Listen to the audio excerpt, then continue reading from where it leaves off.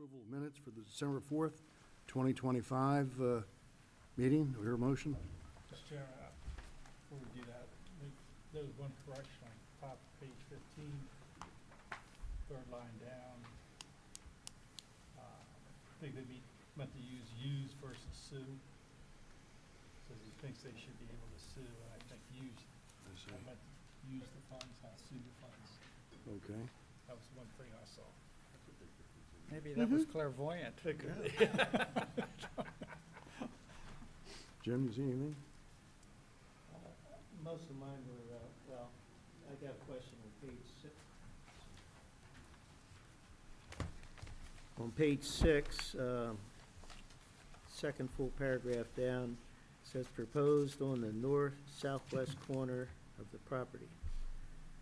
That just didn't seem clear to me. Yeah, north, southwest, I didn't know if that's a typo or what, because I thought it was on the southwest corner. I don't know how to confirm that. Wait, I'm sorry, what line are we? It's second full paragraph, first line, where it starts out finally, there is a dumpster proposed on the north southwest corner. Auto spa, okay. Second full. Do you want to, Confirm it on the video. Yeah, I thought it was on the southwest, but I wasn't That's sure. Auto Spa. Yeah, that sounds right. Southwest. The department says it's southwest. Yeah, that's what I thought. Okay. Can't be, there's no such thing as the north-southwest. It's just southwest. Southwest. And Okay. then I had one on page 8. Well, the first long paragraph right down, all the way down, eight lines from the bottom of the first paragraph. It says DBW, that should be DPW, Department of Public Works. yes. DPW instead of DPW. And the other ones I found are just simple, very minor typos. We got them all? I think we got them all now. Move that the minutes be approved as amended. Second. All in favor? One abstention? Oh, did you abstain? No, Yes, you need to abstain. I'll abstain. Okay. Since I wasn't there. But Kevin, before we do anything else, did you want to introduce our new member? I do. This is Jeffrey Stam. He was recently appointed by the Board of Town Commissioners to replace Lois, whose term ended in the about the second week in December. Welcome, Mr. Stam. Thank you very much. Welcome, And Jeff. Thank you. Welcome. Welcome, Jeff. he has a very good background in engineering, which is nice to see. So I think that's something that'll help us out as we move forward. Oh, yeah, I think we're going to need an engineer tonight. All this goodness here. We're going to move on to election of officers, and I'm going to relinquish the chair and turn it over to the town attorney. Good evening, members of the Planning Commission. Happy New Year to you all. As Town Council for the Town of Bel Air and Chair Pro Tem of the Planning Commission at this time, I would like to call on the Bel Air Planning Commission for nominations to the position of Chair of the Bel Air Planning Commission. I nominate Jimmy Hines. Second? Any commissioners' comments? No. Better than not being here. I think I can dispel any further nominations. Is that correct? Correct. Okay. I'll call for a vote. Mr. Hines? No. Mr. Stam? Yes. Mr. Slayer? Yes. Mr. Coates? Aye. Mr. Robb? Aye. So be it. So now I'm going to relinquish the chair to the new chairman, Literally. and he will conduct the vice president, or vice chairman. Mr. Chair will call for nominations to Vice Chair. I'll still stay where I'm at. for now. Talk about being thrown in the fire. There you go. At least it wasn't Mr. Stam. Okay. Do you wish to call for nominations at this time for vice chair?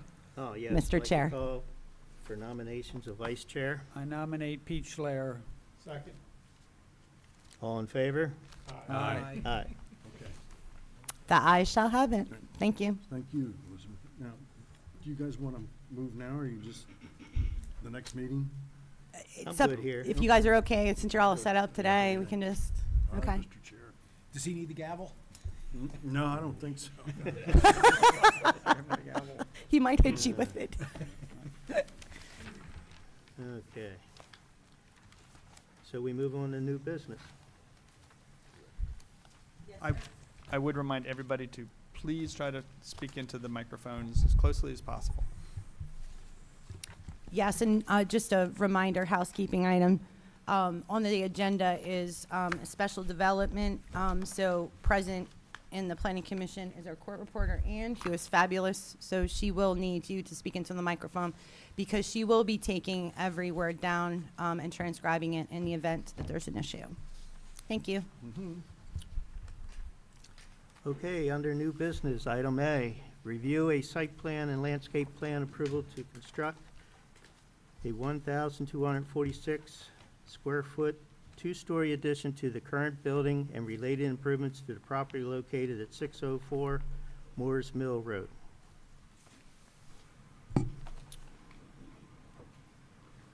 All right. And Mr. Shaw, you're up.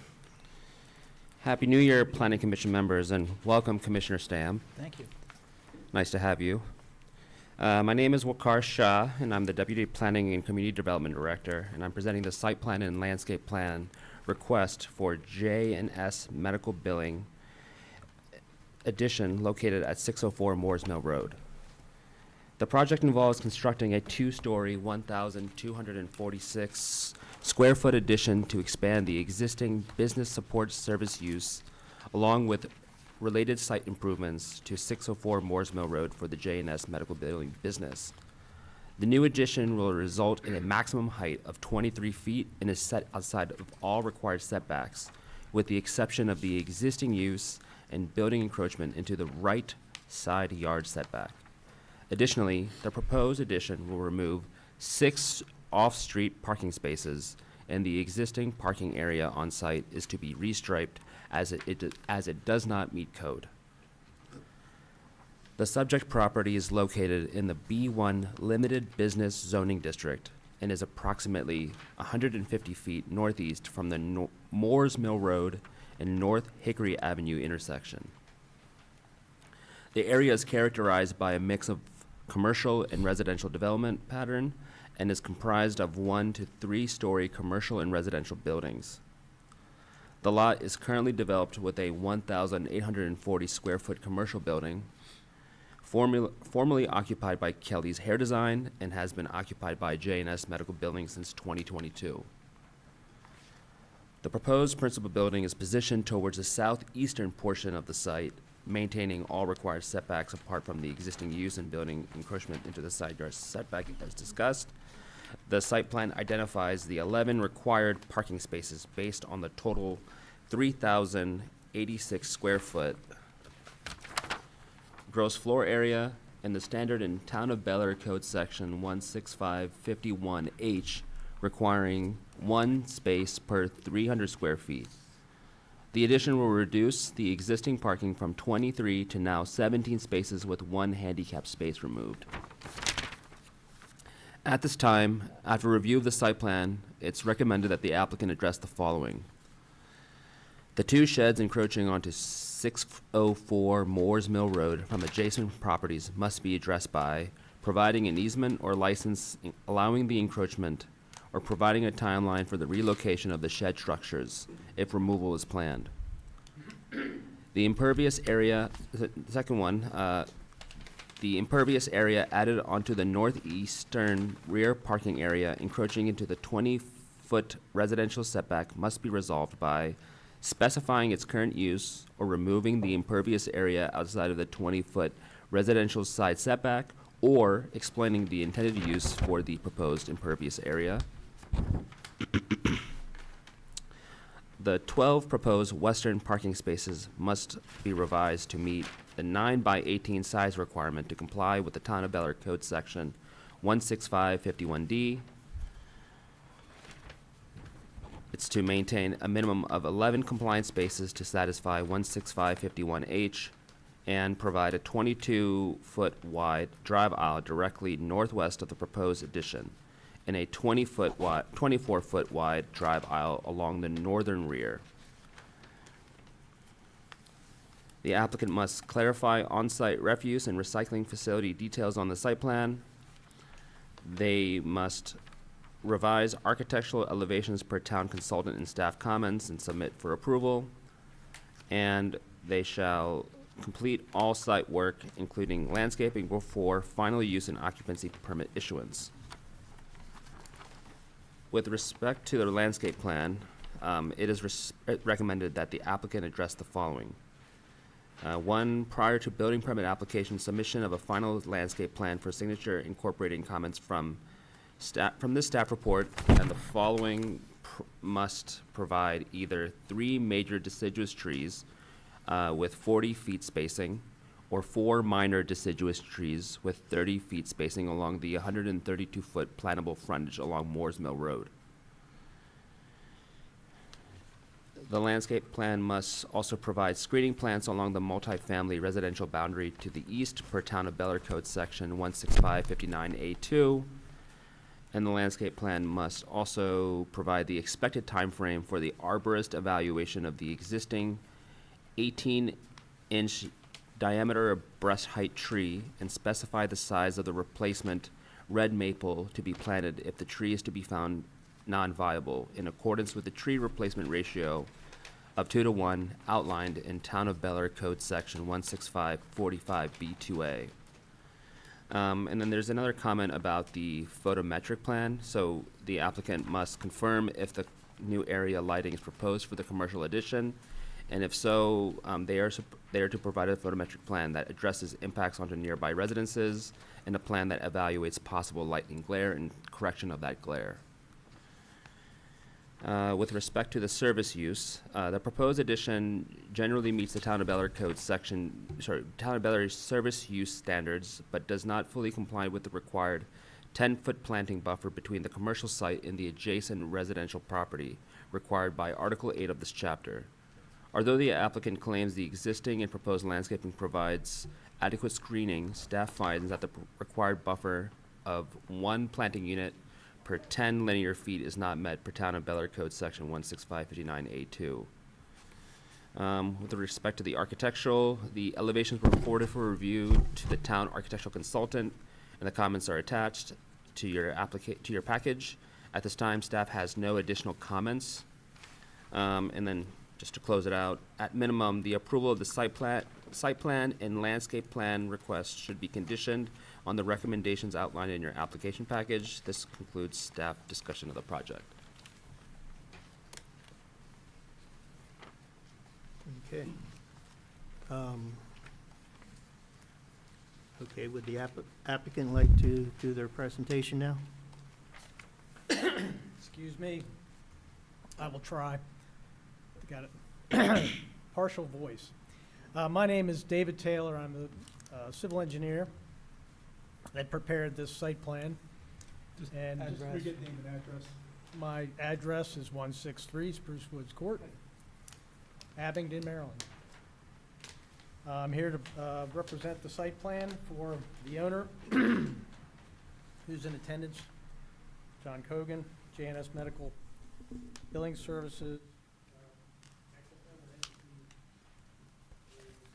604 Moores Mill Road, LLC. I won't kind of rehash all the site information that the car went over, but going through, I have discussed the review comments with Bakar, and just going through them briefly. As far as the 2 shed structures go, they are encroaching on the property. I apologize for these There's a shed back here, and there's a shed here. Both of those will be pulled off the property, they're not anchored with any kind of a formal foundation. So that will be taken care of. The impervious area that he mentioned is an existing nonconformity that's cross-hatched on the plan. We're not proposing it, it's there now. The reason it's there is that it provides access to this stairway in the building. And there's also, they use it for informal double parking, if need be.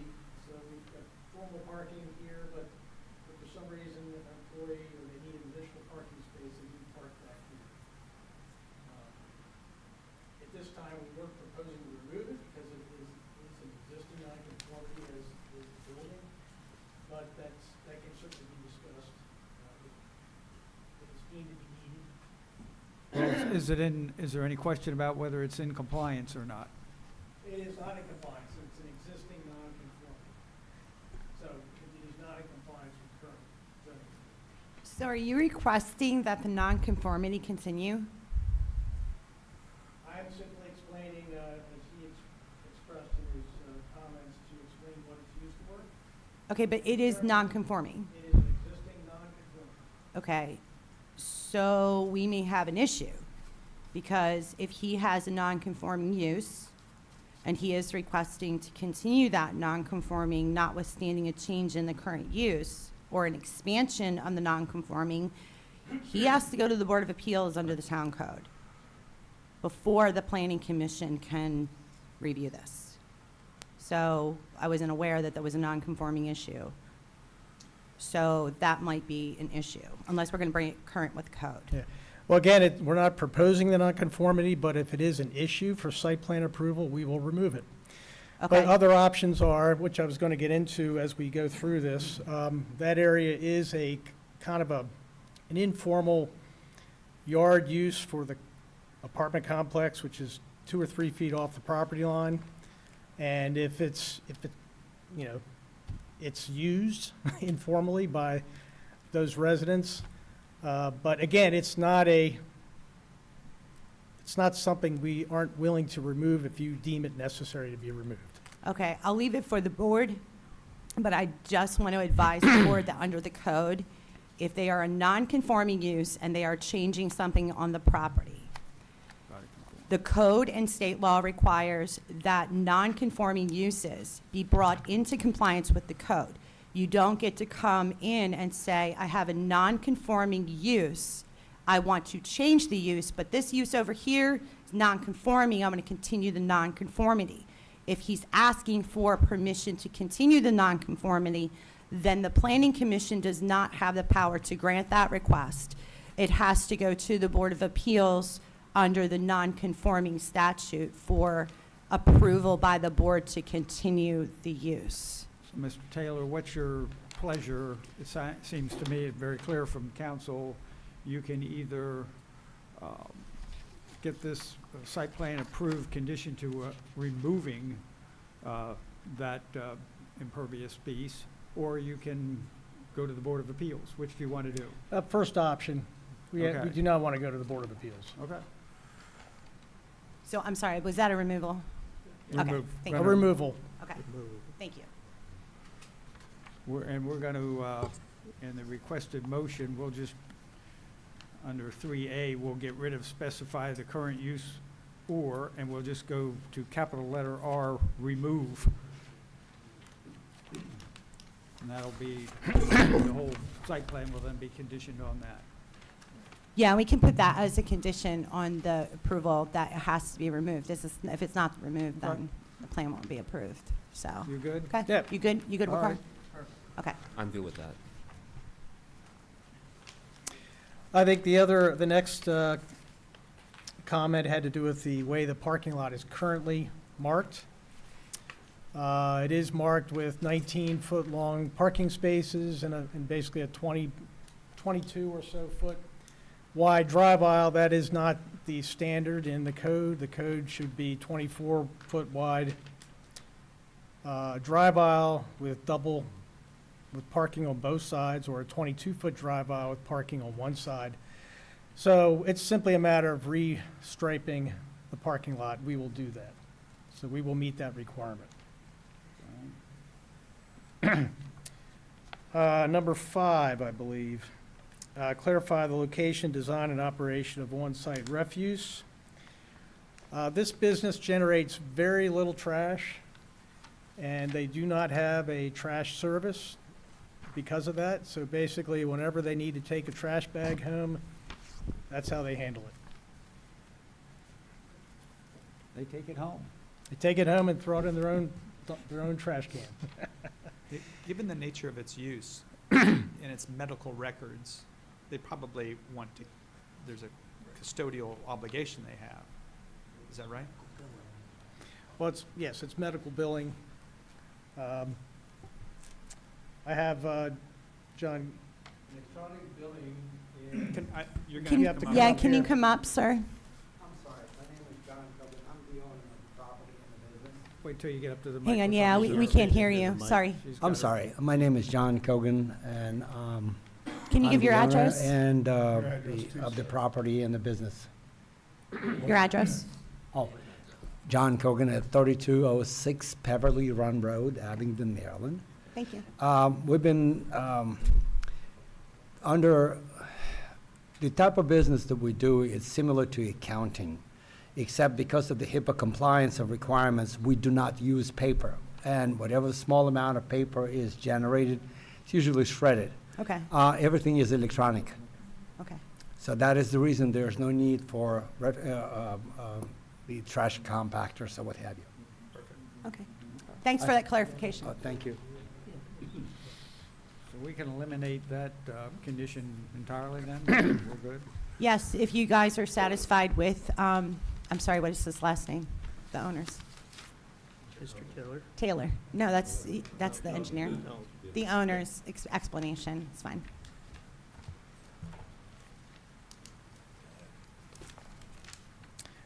Okay, number 6 has to do with architectural elevations, and I'll defer that to Paul Thompson, the architect. Good evening. Paul Thompson, President of Architectural Design Works. I'm at 22 West Allegheny Avenue in Towson, Maryland. I always love when Mr. Edmeades finishes his review of our work with, in my opinion, the overall design of this building complies. After 34 years of practice in the town of Bel Air, I think we kind of know what you're looking for. However, he did recommend, and I'll point this out, in D of his regular general regulations, he suggested that since the front wall exceeds 40-foot dimension for modulation, he suggested the design define existing building as a separate section from the addition and incorporating 2 vertical boards separate to the existing building from the addition. What we did on our rendering, just if I could point out,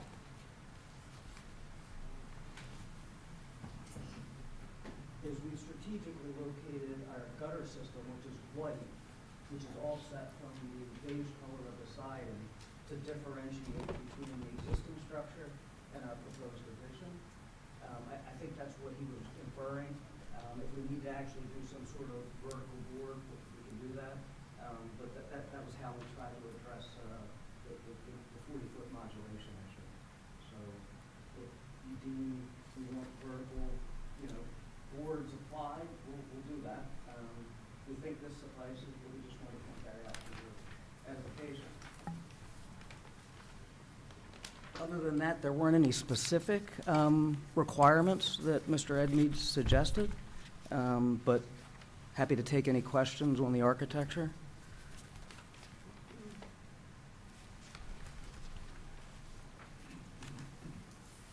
I have one. With what you just mentioned, is the entire building going to be re-sided, or at that break point, are you going to just match siding and it'll be new? So as it stands right now, we're on a tight budget, and our intent is to match the siding directly. We believe we can do that color-wise. We're going to pressure wash and clean the existing siding and corner boards and gutters and downspouts. If there's money in the budget, then we do plan to re-side and trim the building.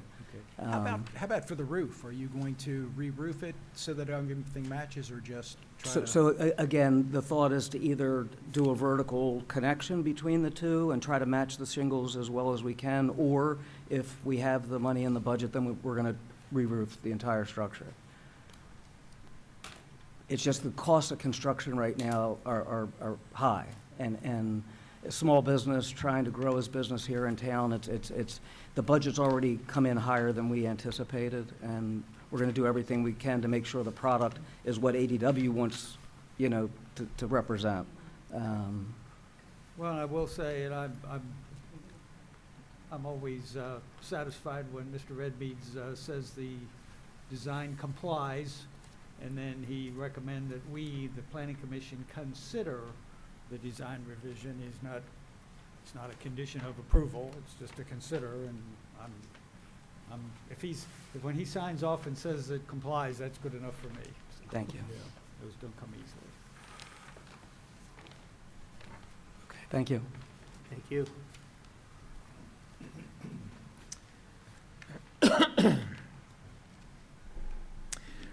Continuing on with the landscape plan. Provide required public frontage tree plantings. We will certainly do that. We'll add additional trees along the frontage to meet that requirement. I'm going to jump to C, provide the time frame for arborist evaluation of the existing 18-inch diameter breast height tree. And that will be done prior to building permit. We'll add a note to the plan to that effect. More than likely, that tree will be replaced because it did look diseased this fall. So we're proposing to replace it with 2 red maples at a ratio of 2 to 1.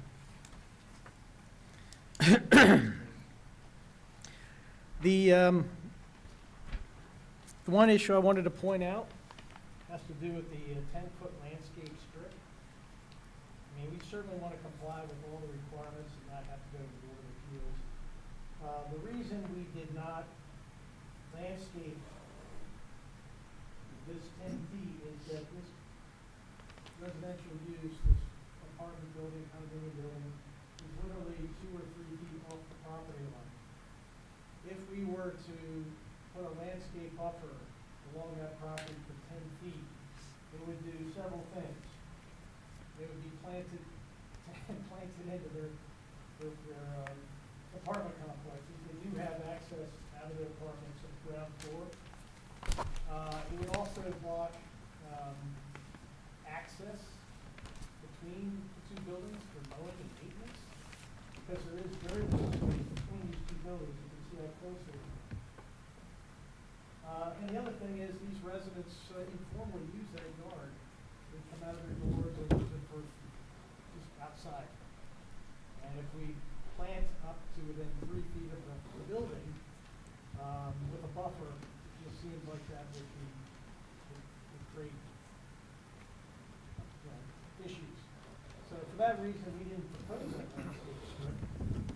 And so we're kind of throwing it out to you as what you would require us to do. I kind of think that the way you're proposing is okay with, the medical building and the residents, but things change. And as, years go on, different people with different ideas. And hey, I thought to code here, we had to have a buffering. Why isn't there a buffer there? So, I mean, if the planning commission wants to say, hey, it's okay for now, but, in the future, we'll let them bang it out. But that was my question. What's going to happen down the road? How are people going to look at that? Why didn't they comply? Planning commission may waive if they so desire.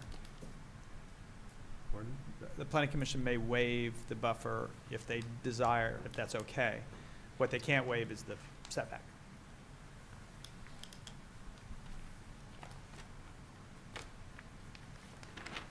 I've been by those properties many, many times, and I know those apartments are very close to you. I don't know why they didn't have a buffer. Good point, right?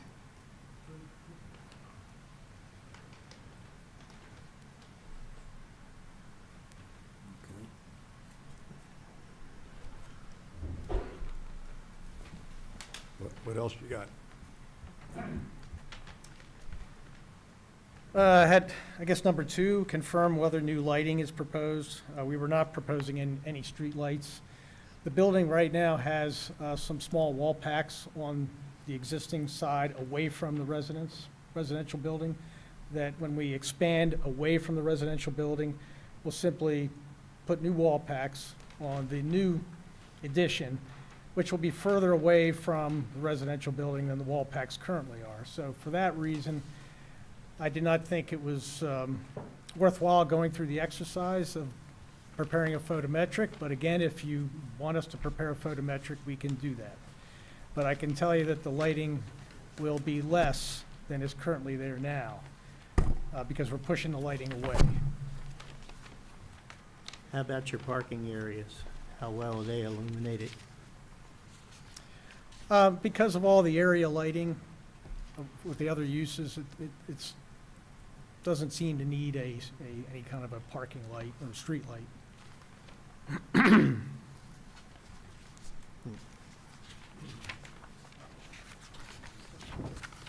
If I could answer that more definitively, our electrical engineer will make sure that it complies with all standards for safety. So the light will actually be thrown towards the automotive repair shop on the corner and towards that main intersection.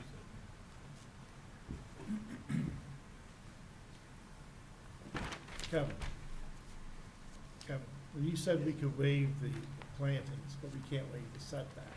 We're not, without any plantings, we're not really waiving the setback. Setbacks is existing, that if somebody comes in later, they still would have to comply with that if their usage changed.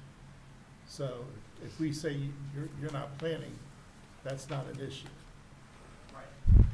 That's, I mean, if you have control of what, of the landscape, whether or not they're planted or not. Okay. If you feel that there's enough of a buffer there, and one of the issues that we had to look at was that everything's being expanded out the other side of the existing structure. So there's nothing really changing on that side. And,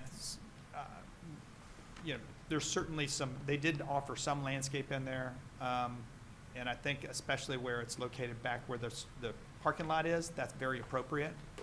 But I didn't know whether or not that was something that, it's really up to you to decide whether or not you feel there's additional landscaping required.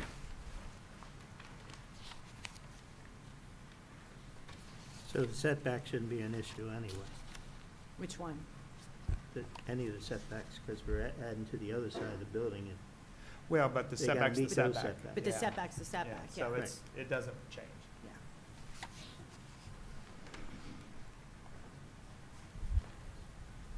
Okay. Any comments from the staff on the lighting? None. We're good. Okay. You're good with his explanation? Yeah, we actually met a couple days ago, and he basically told me that the lighting is gonna augment more towards the parking area in the automotive, less so from the residential, so the impact is very minimal. Okay. One thing that I would recommend is there appears to be some sort of confusion as to whose responsibility it is to deal with these encroachments, and I've advocated multiple times, both at the board and here, that encroachments should not be tolerated by the town. If you don't have a building permit or it's not where it should be, it needs to be moved. If you're not gonna move it, then you need to have some sort of legal agreement, because I don't want this board getting in trouble with an adjoining property owner, or there's an argument, there's an adverse impact. The department apparently spoke to the owner at Delhaven. They are saying that there's some confusion as to who's supposed to tell them what they're supposed to do.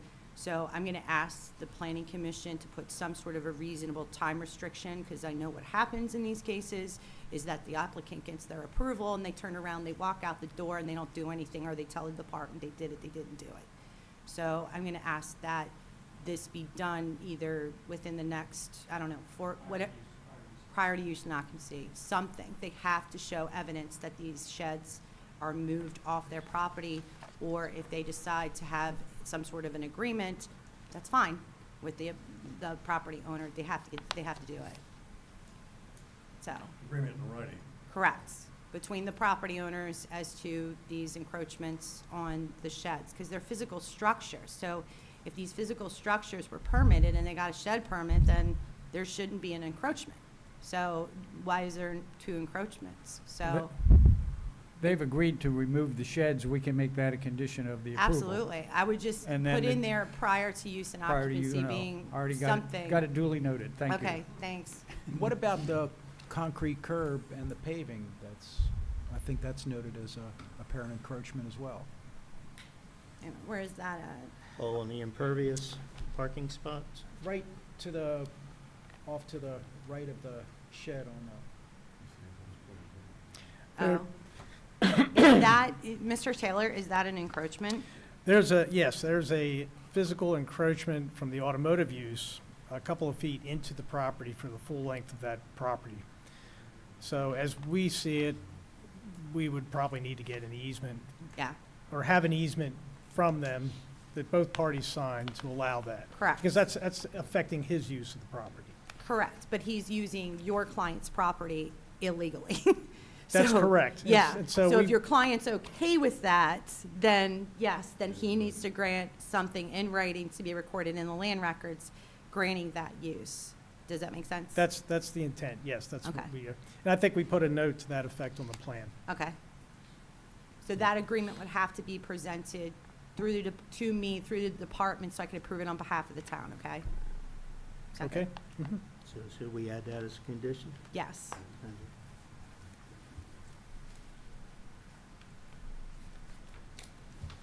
Anything else, sir? That's all I have.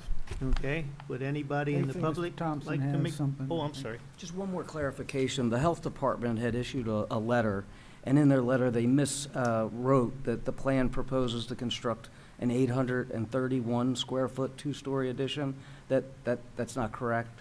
It's the square footage that is in the staff report. Just wanted to make note of that.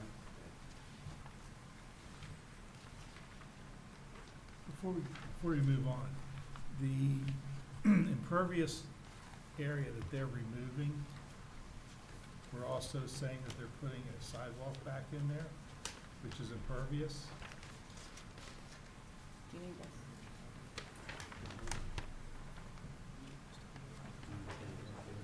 Wait a minute, where is it?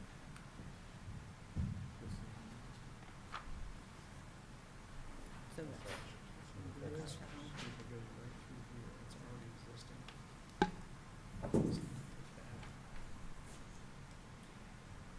How do we, I think they would have to maintain access to that. no, I understand, I'm just, when we make our motion to say get rid of the impervious property, we can't tell them.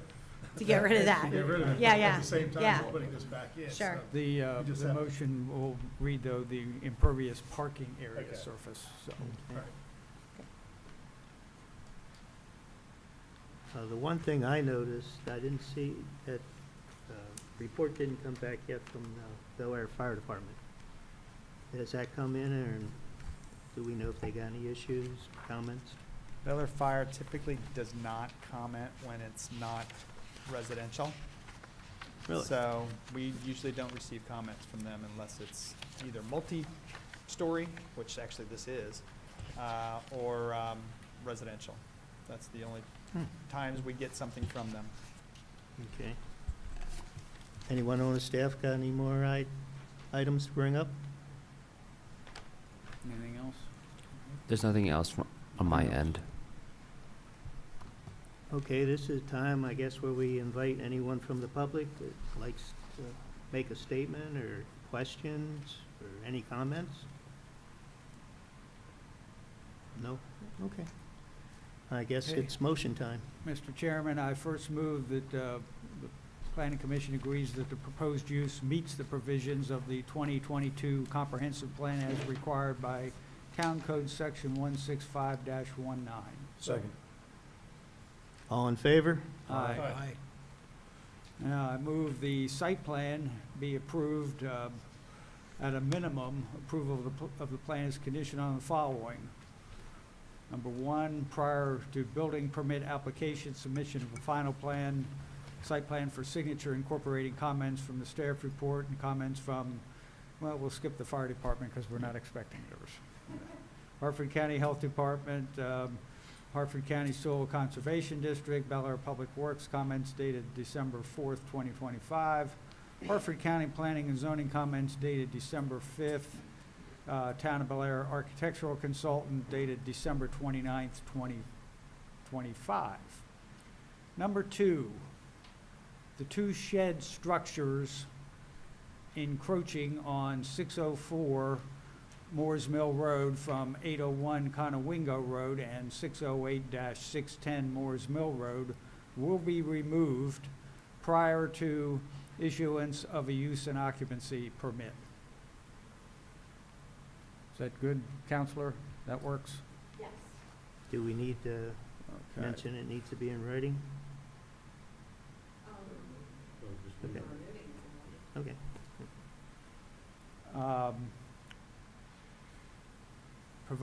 Provide an easement or license granting access rights to the adjacent property owners or a license agreement permitting the encroachments to remain, or B, provide the expected time frame for, nope, we're skipping that one, we're not relocating, so skip B.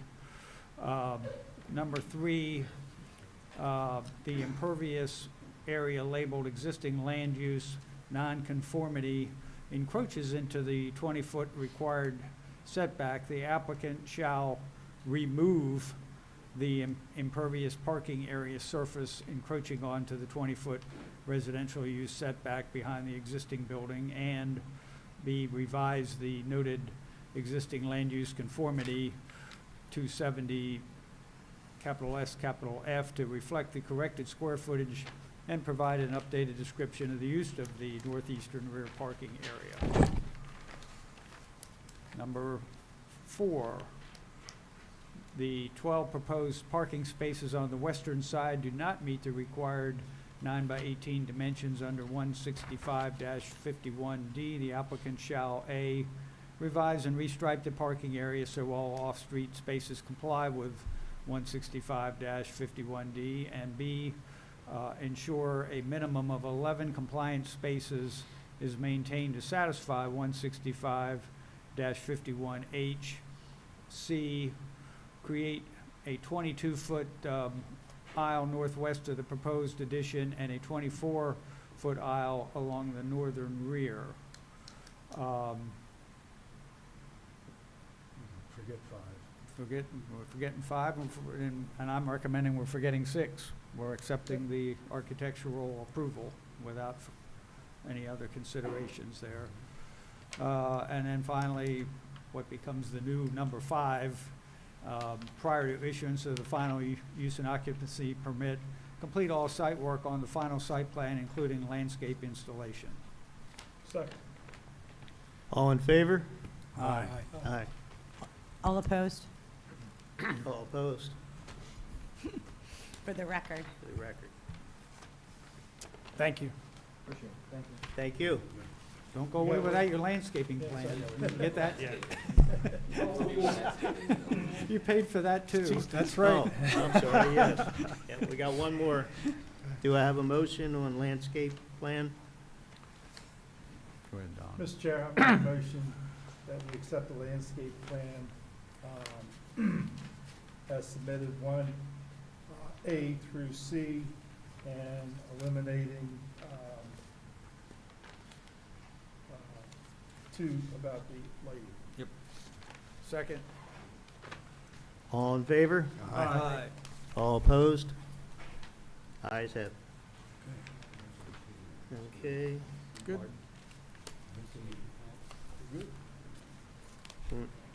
Real quick question on item 2. We're scratching that, right? The lighting. So the question is whether or not the board is going to accept the department's suggestions, confirm whether new area lighting is proposed for commercial addition. If new lighting is planned, provide a full photometric lighting plan addressing potential impacts or adjacent residences and 2, evaluation of correction or pop. The applicant kind of, I believe, said that you were going to provide a photometric plan.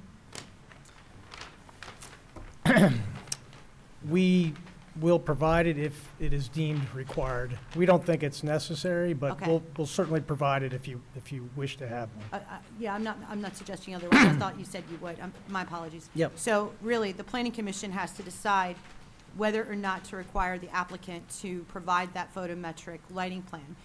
The applicant is saying, I hit- said, my motion was to exclude that. to exclude that? Oh, I'm sorry. Oh, okay, sorry. Yeah. You asked the I question. missed that. Okay, Because that so, was number 2. I said Yes. to eliminate number 2. Okay. okay. So it's excluded, Jimmy. Sorry Okay. about that. And we already voted yay for it. You're good to so go. we're Okay, good to go. all right, very good. Thank you very much.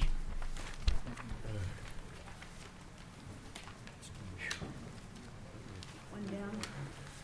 2 more to go. You're doing fine, Jimmy. It's okay.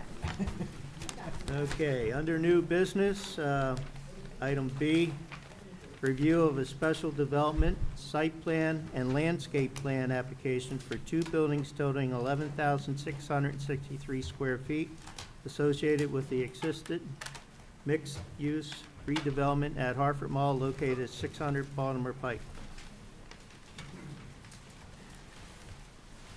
And give me 1 second. The department staff is swapping chairs. That's right. Yeah.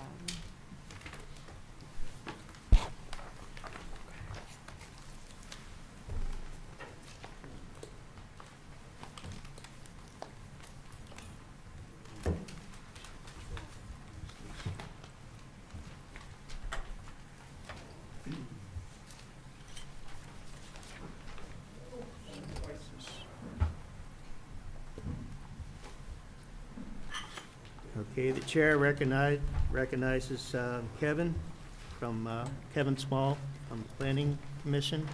He will do the presentation. All right. One more thing.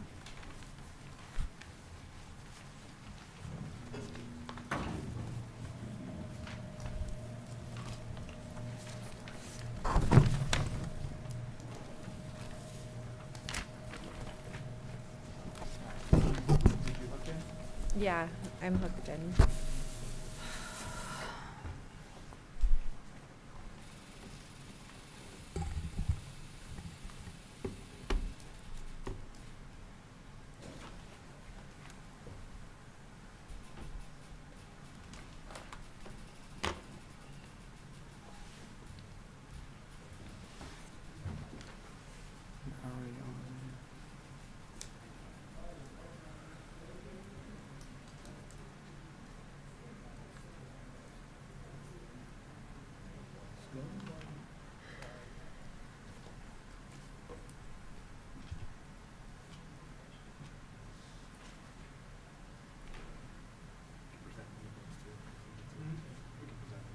Okay. I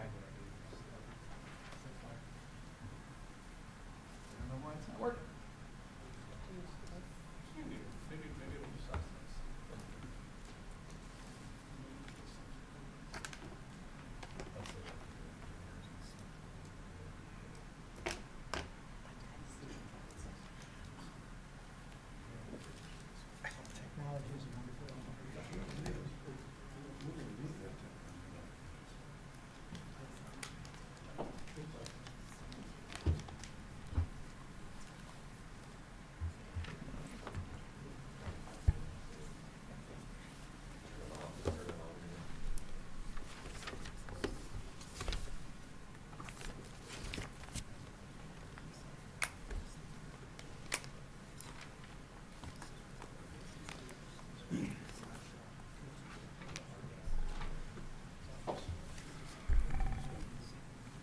Okay, thank you. This is for Hartford Mall Phase 4.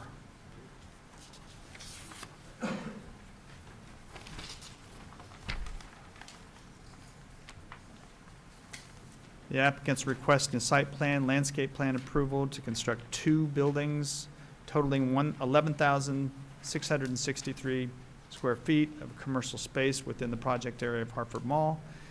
This will be the fourth phase of redevelopment of the mall, which revises Phase 2 and Phase 3 previously approved by the town. Final site and landscape plans have been submitted and approved by the town, so this phase is considered apart from the previous phases and supersedes the improvements shown on those plans where applicable. So you had these two plans that were approved. A portion of those were, as the applicant will describe, will supersede those. Those are no longer be approved. Let's see.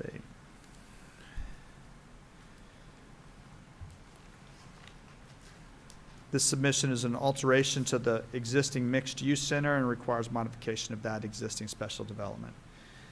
Proposed projects is reviewed in aggregate, so all parcels and all buildings within the Hartford Mall project must meet the criteria of a mixed-use center. The performance standards for mixed-use centers are attached to the application along with the criteria for applicable new users. The first three phases are approved and are not subject to any amendment or revision by the Planning Commission, again, unless 2 and 3 are being done by Phase 4. The existing Hartford Mall project area is described,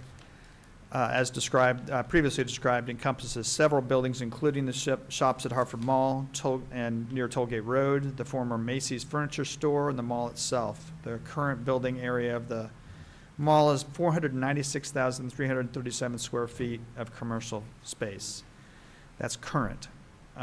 Phase 2 of the development will add 249 multifamily units, and Phase 3, which was approved a short while ago, will demo a portion of the Macy's Mall, or Macy's building, and then, which is 172,228 square feet, and add 82,924 square feet. So that results in the 407 and 33 square feet.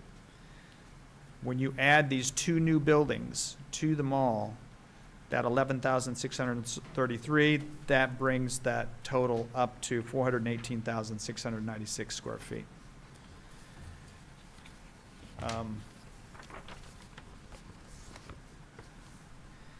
Town code requires that a minimum of 50% of the total development area must be commercial space.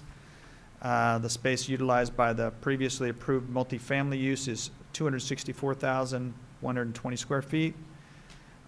When the interior mall corridor spaces are removed, the proposed development will result in 379,000 square feet of the commercial space, which provides for a minimum 59% commercial.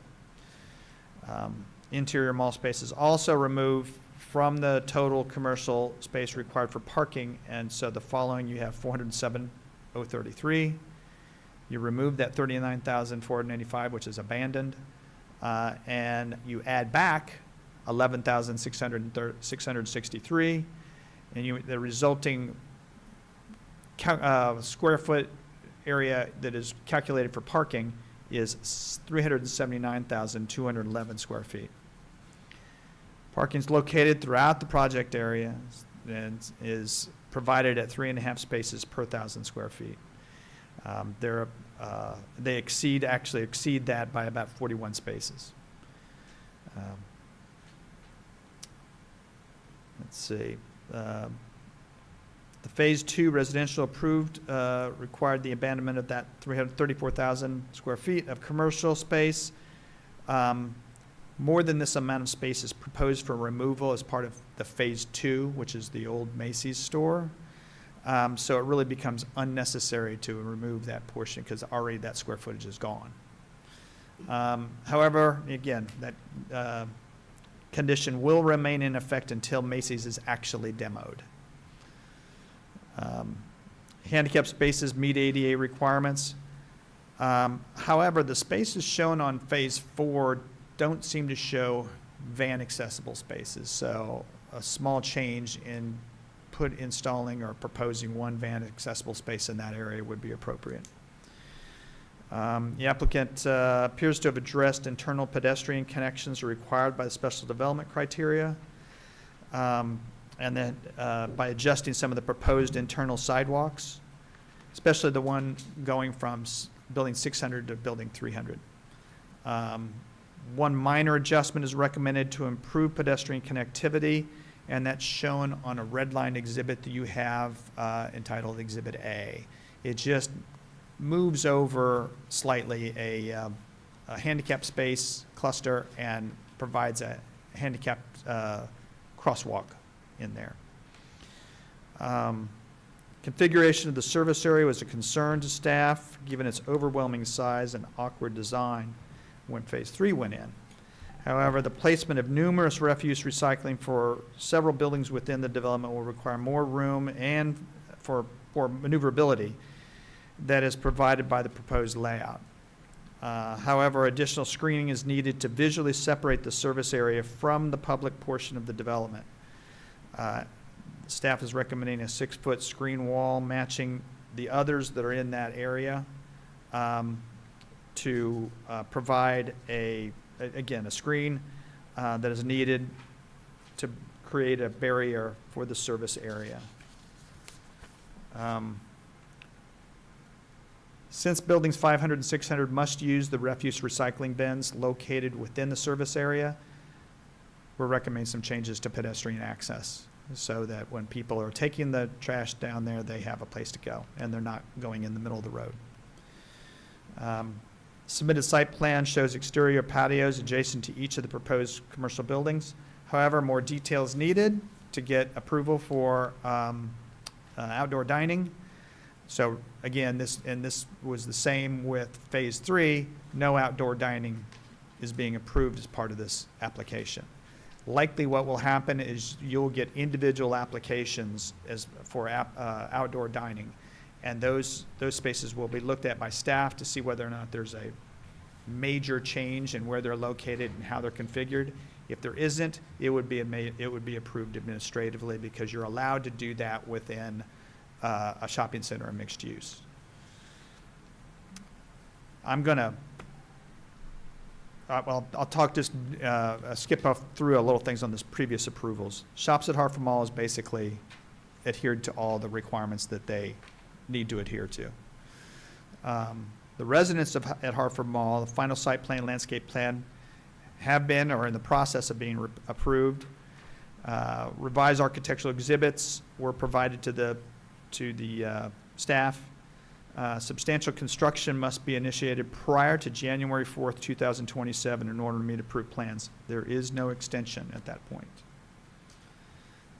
Off-site road improvements along Bolton Street, Tollgate Road, and Route 24. I can't emphasize enough that this has got to start happening as the residences are being constructed. I don't want to have to go back 2 years later and have to find or create issues with improvements being done that was required for a phase that was already finished and is being occupied. So occupancy permit, that's right. These are required prior to the final use and occupancy permit. Commercial, which is Phase 3, final site plan's been approved. Substantial construction, again, must be initiated prior to July 17th, 2027, but they can be extended for a year if you so grant them. Off-site road improvements must be completed prior to use and occupancy. There weren't too many off-site improvements required for that phase because you were demoing a very large building and getting rid of a lot of square footage. Applicants submitted a landscape plan for review and comments are graphically provided on Exhibit A, including addition of interior shrubs and street trees along with trees along the access drive within the parking area. The proposed landscape is consistent with the design of the overall center. Final landscape plan should include all proposed area lighting. Forest conservation, a declaration of intent regarding forest conservation plan has been submitted. It was submitted the first phase of development. Applicants provided color elevations and renderings of the architecture of the proposed buildings. Comments from the town architectural consultant are attached. The proposed buildings appear to be consistent with Phase 3 renderings. Some of the descriptors need to be made consistent between phase 2 or phase 4 and phase 3, so that everybody knows what we're all talking about, because just a little bit of the descriptions are not the same. I think they meaned it to be the same, but probably had a different person doing the drafting, and anyway. Proposed phase 4, again, I described that, smooth stucco versus items that were, decorative block and whatnot. So just, they should look at that and resubmit. Center must be in harmony with the material design, color, and massing. Be advised that as users are identified for each building, any significant change in site design or architecture will require review by the Planning Commission. Comprehensive signage plan is attached, review package. The proposed appears to be in harmony with the architecture and within the limits of the code. Suggests that the applicants consider coordinating with the town to identify interior drive aisles so patrons can easily navigate the development and emergency services can respond without possible confusion. What we were looking at is that because this is now becoming, I don't want to say the avenue, but it's got internal roads. To be able to, if you're addressed out on Baltimore Pike, let's say is it Bonefish? Yeah. If Bonefish is addressed on Baltimore Pike, but on the interior portion under the master plan, another building is also addressed on Baltimore Pike, you're not sure where you're going. So this is something that just maybe needs to be coordinated with Bel Air Volunteer Fire Company. Would you name the roadways? Well, I mean, I don't want to get out of my lane. I think the Bel Air Police and Bel Air Volunteer Fire Company should coordinate with the developers to get an understanding of how that should be handled. They could name the roads, but they're private roads and they're really informal. So, and then whether or not they could suffice to be addresses through the post office, that's just something I don't necessarily want to tackle without getting emergency services involved. But we think it's complicated enough, especially when the interior portion is demoed and rebuilt. That is probably going to create some confusion. But if you did name those roads and, put the road names in blue, isn't it blue? Yes, Yeah, as a private. And, you could. That's a little more understanding. Yeah. I think some of the patrons would appreciate it. I think they would. It's, again, this is more of a marketing thing. And it's also, again, Bel Air Fire Company and police would probably want to know. Well, ultimately, you're going to have 6, 7 buildings back there, so. Something like that. Yeah, there'll be more. That's what I'm hearing anyway. I'm seeing on the master plan. So, I don't know what the expert with the I think that it was called Bel Air Racetrack, and it was not anything more than that, but they are calling it Derby Place, and I'm not sure whether that was just a placeholder or what. We never had the Kentucky Derby here, but, or even, not even the Preakness, but, I'm thinking that, and they'd be wise on this numbering, because people under 40, they only find anything in their GPS. They gotta have an address to plug in there, or else they'll never get to the restaurant, which one, so. So, anyway, some of those things aren't really applicable to this application, but they are things to just bring up for future design. Traffic study has been submitted and approved. That is, again, did not really necessitate too many changes. We're still waiting on State Highway comments. Can you walk us through speaking of traffic, the access and egress, especially regarding trucks, deliveries, for these two that we're talking about tonight? I would defer to the Let them applicant do for that, that, yeah. okay.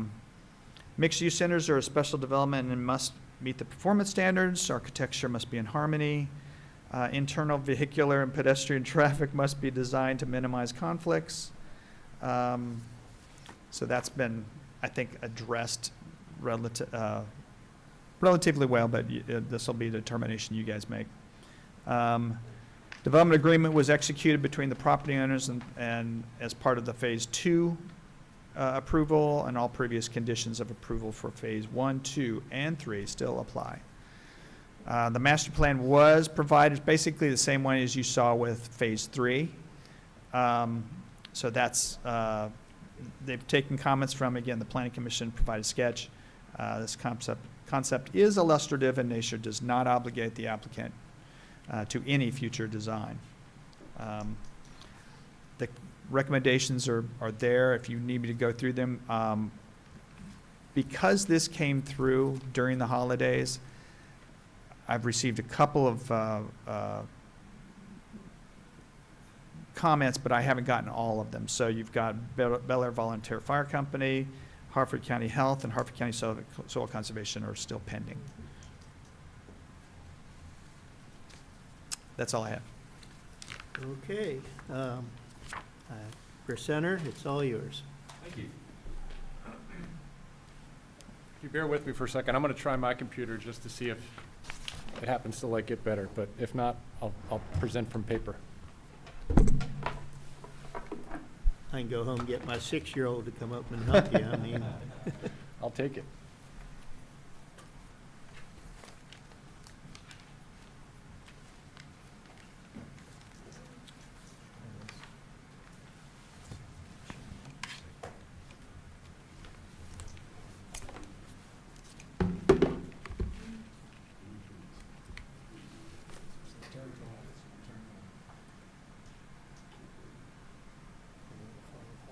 All right, I won't belabor it. So good evening, everybody. Good to see you again. Happy New Year. I think everybody's familiar with me except for Mr. Stam. Welcome to the Planning Commission. I'm Christopher Mudd. I'm an attorney with Venable LLP. My office is at 210 West Pennsylvania Avenue in Towson, Maryland, 21204. I'm pleased to be here tonight, I think for the 4th time on this project. And tonight I'm here on behalf of SJC Ventures, who is the contract purchaser of what we will discuss tonight as Phase 3 and Phase 4. We're here tonight on Phase 4 only, and I'll talk a little bit more about that. But those two phases together comprise about 10 acres of the mall property. And we'll take a look at exhibits in a second to remind everybody of where that is geographically. But SJC is the contract purchaser of that. With me here tonight are Mr. Matt Robinson and Andrea Smith from SJC. We also have folks from Frederick Ward & Associates, Tori Pierce, Caitlin Pierce, and Scott Forsyth.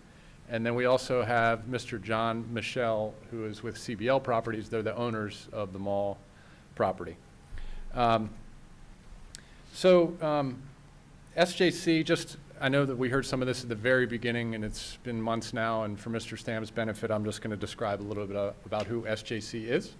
They're an experienced retail and mixed-use developer headquartered in Atlanta. They have dozens of projects that they've completed and are ongoing in the Mid-Atlantic, in the Southeast, and in the Midwest. They were founded in 2007, and they've entitled and developed over 60 properties since that time. A lot of big, complex projects like this one. They were the developer and purchaser of a portion of the mall property that was already developed on the southern side of the mall, which we're calling Phase 1. So I'm going to present from my paper, and I'll just try and point for folks, but I'm on the second sheet, and this is a phasing plan. As I mentioned, we're here on Phase 4 and Phase 3, which are at the top of the page, and SJC is the owner and was the developer of Phase 1, which is at the bottom of the page. As I mentioned, they're now here on, we previously came through late last year and obtained, or starting in the middle of last year and then into late last year, starting to obtain approvals for Phase 3 here, and tonight we're here on Phase 4. The only other two aspects on this project are Phase 2, which was previously approved. That's the residential component that SJC is not involved with. And then the area identified as future is still owned by CBL Properties. So I'll move on to the next sheet. Some of these sheets are a little bit redundant, but we did it just to try and drill down for you. So the next sheet takes you and shows Phase 4 and Phase 3 together. in a blown-up fashion. And again, this is the reminder of this is the approximately 10-acre area that SJC has under contract. We've obtained approval for Phase 3. We're not here tonight on Phase 3, but we are here tonight on Phase 4. Now, actually, I can do it from this exhibit. Mr. Small mentioned that Phase 4 really captured what was parts of other phases in prior plan view. And that was that Phase 2 extended a little bit into the parking lot area north, or planned north anyway, of the mall property.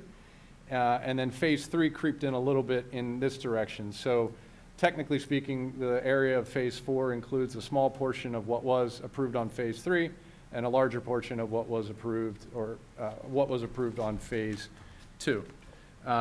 But for this corner, nothing of Phase 2 or nothing of Phase 3 is at issue tonight. It's only this corner in Phase 4. Skip on to the next page where, again, a little redundant, but just demonstrating that now we're here on the highlighted Phase 4 part and Phase 3. Interestingly, and this will kind of be a little bit of a theme of the presentation as I get into it, for those who were here for prior presentations, Phase 4, for all intents and purposes, has been before you. We're really here for the third time on Phase 4 in the sense that Phase 3 plans were shown, and we were asked at that time, and understandably so, to provide a master plan. And the master plan included not only Phase 4, but what we showed back on the first sheet as the future area. That is future potential layout for the mall. And I mention that because you're not really seeing much new here tonight relative to Phase 4. It's very consistent with what we showed previously on Phase 3, and it's frankly only that we're technically here on Phase 4 to ask you to approve it. And we'll demonstrate as I make my way through more exhibits how we previously demonstrated compliance with the ordinance when we came through on Phase 3, and how we're just really nailing that home again on Phase 4 tonight. So one thing I do want to talk about in Phase 4, and I'll use this exhibit. Phase 4 includes 2 pad sites. We're referring to this as Building 400, which is on the top of the site, and then Building 500, which is on the bottom of the site. Building 400 is about 5,256 square feet, and Building 400 is 5,256 square feet, and Building 500 is 6,407 square feet. Although we do not have any tenants yet for this site, it's envisioned at the moment that Building 400, the one on the corner, is likely to become a restaurant tenant, and Building 500, which is the one to the south, is more likely to be a soft goods or retail tenant. And I think when we look at the architecture, that kind of speaks to that when you see the storefronts and the way that that's been designed. From a parking perspective, Phase 4 requires 41 parking spaces, but there are 122 spaces that technically lie within the boundaries of Phase 4. And it may seem like a lot more than needed, so to speak, but when you look at the overall mixed-use center that we have, you have to count all the different parking spots throughout the whole site. So we need every one of those spaces to get us to the point of having enough spaces for the mixed-use center. So by my count, looking at the plan, the site plan, we have a requirement of 1,748 spaces for the overall mixed-use center, and we're providing 1,836 spaces. Move on to the next couple sites. So we have markers to explain what we're headed into, and we're essentially addressing 3 things in total tonight, or focusing on 3 things, I should say. We have a discussion about site access and connectivity. Later, we will talk about green space. Actually, 4 things. We will talk about screening, and we will talk about architecture. And so the first thing that we're going to talk about is site access and connectivity. There's 2 slides in addition to that title slide that we have to discuss here. This may look familiar to some folks who were here, or to everybody who was here at the last meeting, but the purpose for this exhibit is to demonstrate the connectivity around the site, both vehicular and pedestrian oriented. So vehicular connectivity, we have, oh, how about that? I found the right button to push. Oh, nice. All right. Was it the last one? It was the last one. The to be clear, the pole fire screwed up a lot of buttons on my little, so. Thank you for that. This'll prevent me from presenting with my back to you. So this is meant to show, again, connectivity, although I may still point at the exhibit just to help, as I've done in prior presentations. So to orient everybody, I don't want to assume everybody knows where it is, so I'll just go ahead and say it. But we have Bolton Street here, 24 up along there, and then Route 1 right here. So the connectivity, the general plan is to have this spine road. We referred to the spine road last time. That cuts through the site, and you can take vehicular access from both ways. So phase 4 can be accessed just as phase 3 could from both sides from a vehicular standpoint. And then we also took great care to make sure that we were getting great pedestrian connectivity into the site as well. So everything you see in blue is meant to show the pedestrian connectivity points, both getting from off-site into on-site, as well as how one would navigate when they're on-site. And an important part of this, and I'm going to come back to this, actually, I'll just explain it from this sheet. This next sheet was meant to show how that connectivity carries through not only to phase 3, but the other side of the areas off-site, as well as getting down into phase 2 and what eventually would become the future phase there. One other thing that I want to point out about this slide is that this line right here is a line that was put in direct response to staff's comments about ensuring better connectivity between building 600 and building 500. So this is a little bit different than plan view, but we already addressed it in our presentation to you to show that we've been thoughtful about how we're going to be able to accommodate that concern from staff and that comment from staff. Let me see. Oh, one last thing. The insets here. Again, this will be familiar to folks from last time, but the numbers, 1, 2, and 3, they correspond with street-level vignettes, if you will, or images of what this would look and feel like at the pedestrian level. So there was real intentionality here, and frankly, with the pushing and help of Mr. Small, to really make this the most comfortable experience for folks when they are on the street level. If you're walking next to or nearby a place where vehicles might be, there's intentionality in trying to keep pedestrians removed from those vehicles and make them most comfortable. And of course, there's also intentionality in having this be tree lined so that we can have a nice experience for people when they might decide to come to one restaurant and then find their way over to Whole Foods or some other retailer, so that they're not getting in their car to walk across or to get across, but they're actually walking across. Is the middle image a stroller, It is. unattended? No, there's a mom right there. Oh, okay, all right. Yeah. Okay, make whoops, sure. I guess I'll do this way. So the next topic we wanted to talk about was green space. And this was just meant, this first exhibit's meant to highlight for you, again, the focus on greenery that we have at the corners. So at 24 in Bolton, and then at Bolton and the new Spine Road entrance, we've focused a lot of green area there to be more welcoming to people when they're coming in and coming by. And they could be opportunities also for people, to congregate, frankly, if they wanted to. But another thing too, and this will show up in a couple other exhibits, but internally to the site, we've really tried to increase the tree count and shrub count to make it as green as possible in areas where those opportunities were available. In this next exhibit that I'm popping up, this shows, or this is meant to show for you how we've carried forward the similar pattern to what was done in phase 3.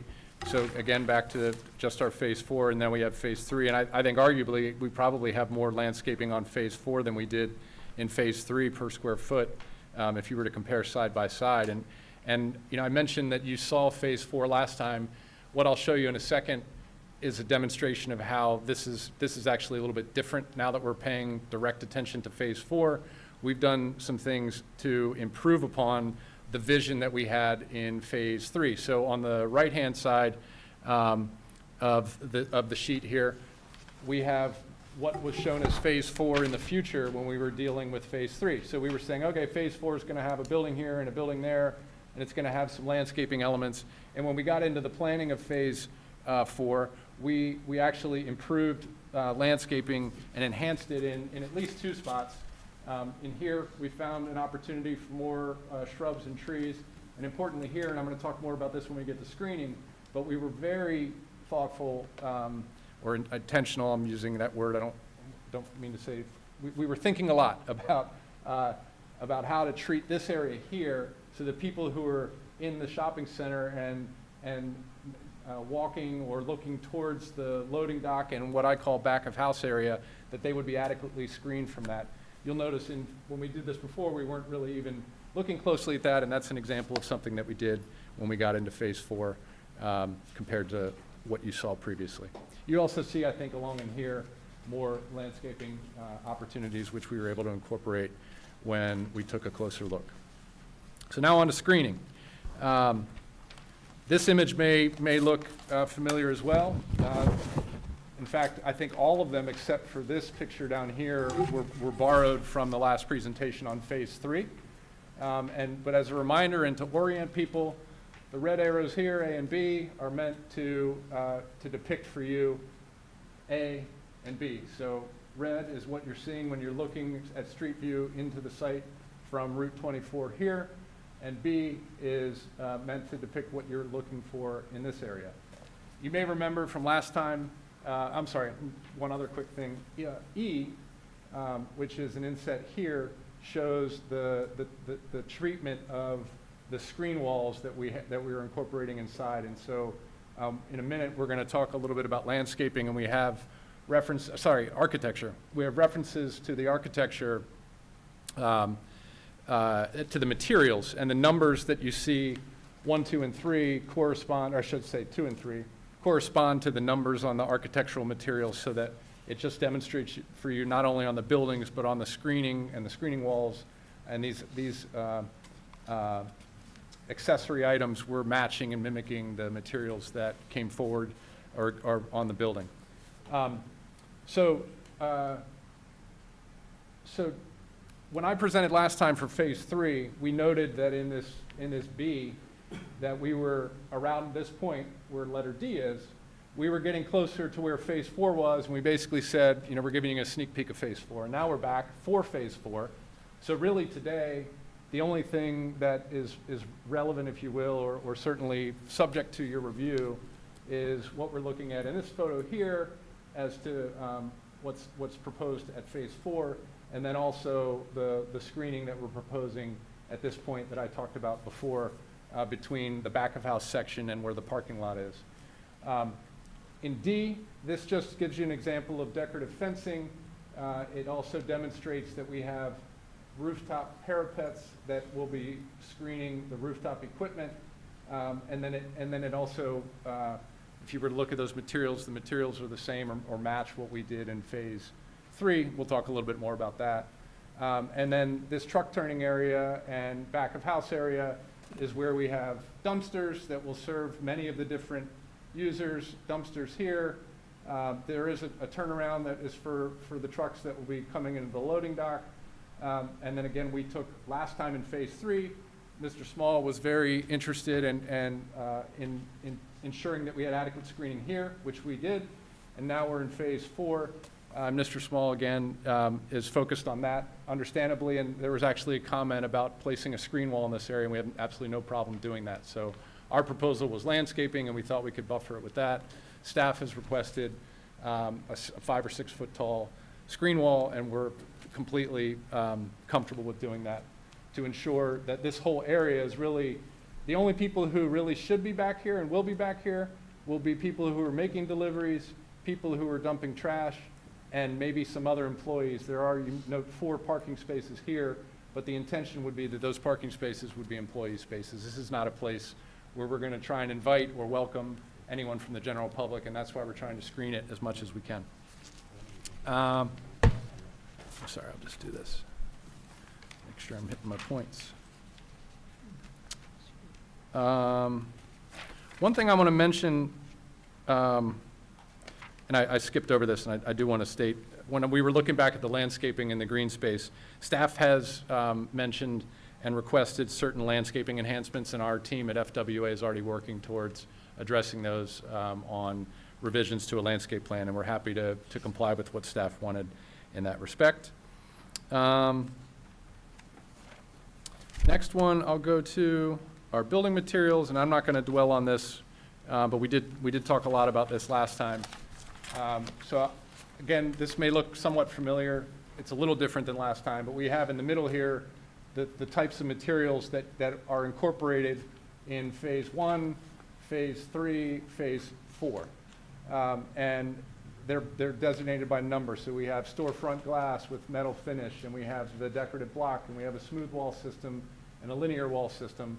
And these numbers appear throughout these different images to show you how this type of material is consistent throughout phase 1, phase 3, and phase 4.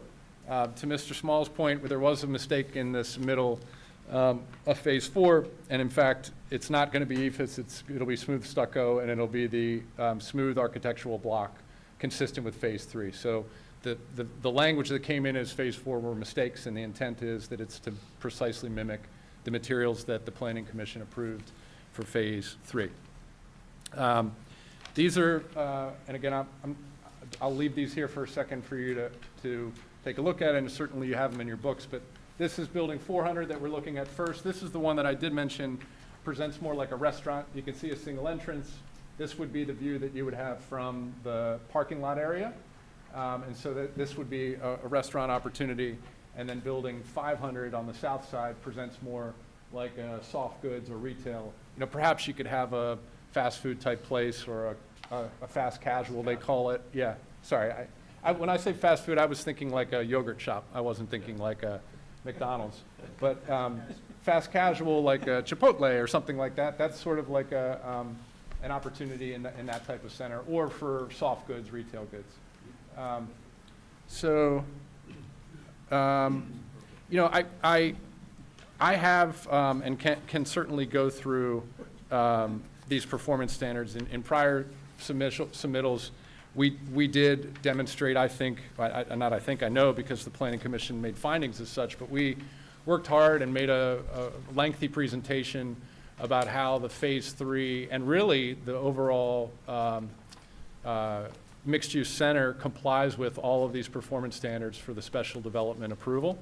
You know, I think that when we were here in phase 3, again, we were showing the full picture, including phase 4. And when I was speaking at that time, I was really talking about the connectivity of phase 4 and what you were seeing on phase 4. And phase 4, as it comes in tonight, is virtually the same with some of the changes I talked about today as it was when I was here on phase 3. And so for that reason, we think that we've adequately demonstrated compliance with all these performance standards. I know staff has indicated as much in their report as well. So, you know, I guess I kind of want to go back to this image, and maybe even, I know we actually have been using the same image from the front. This is not the image of phase 4, this is an image of phase 3, but it's still considered the, you know, similar to what we're going to look at. And maybe what I'll do is go to this one, which is phase 4. And this is like a quick aside, but just maybe it'll be helpful. And I mentioned last time how privileged I felt to work on this project, because this mall has been here a long time. And I think what SJC is about to embark on here is going to be an absolute game changer for the area. I came from Towson this afternoon, and I came up Hartford Road and then found my way onto 24, making my way to Bolton Street. And it was getting dark, and I had my GPS on, and you can tell that you're coming up on something, right? And you see lights ahead, and you're looking at my map, and I'm seeing this. And I get to Bolton and 24, and what a disappointment, right? I mean, the mall looks awful. And I was thinking to myself, I can't wait to come back here when this gets approved and when this is the marquee at the corner there. And I continue to feel privileged to be a part of this project. I hope you guys feel as much as being the ones who are, we hope, approving it.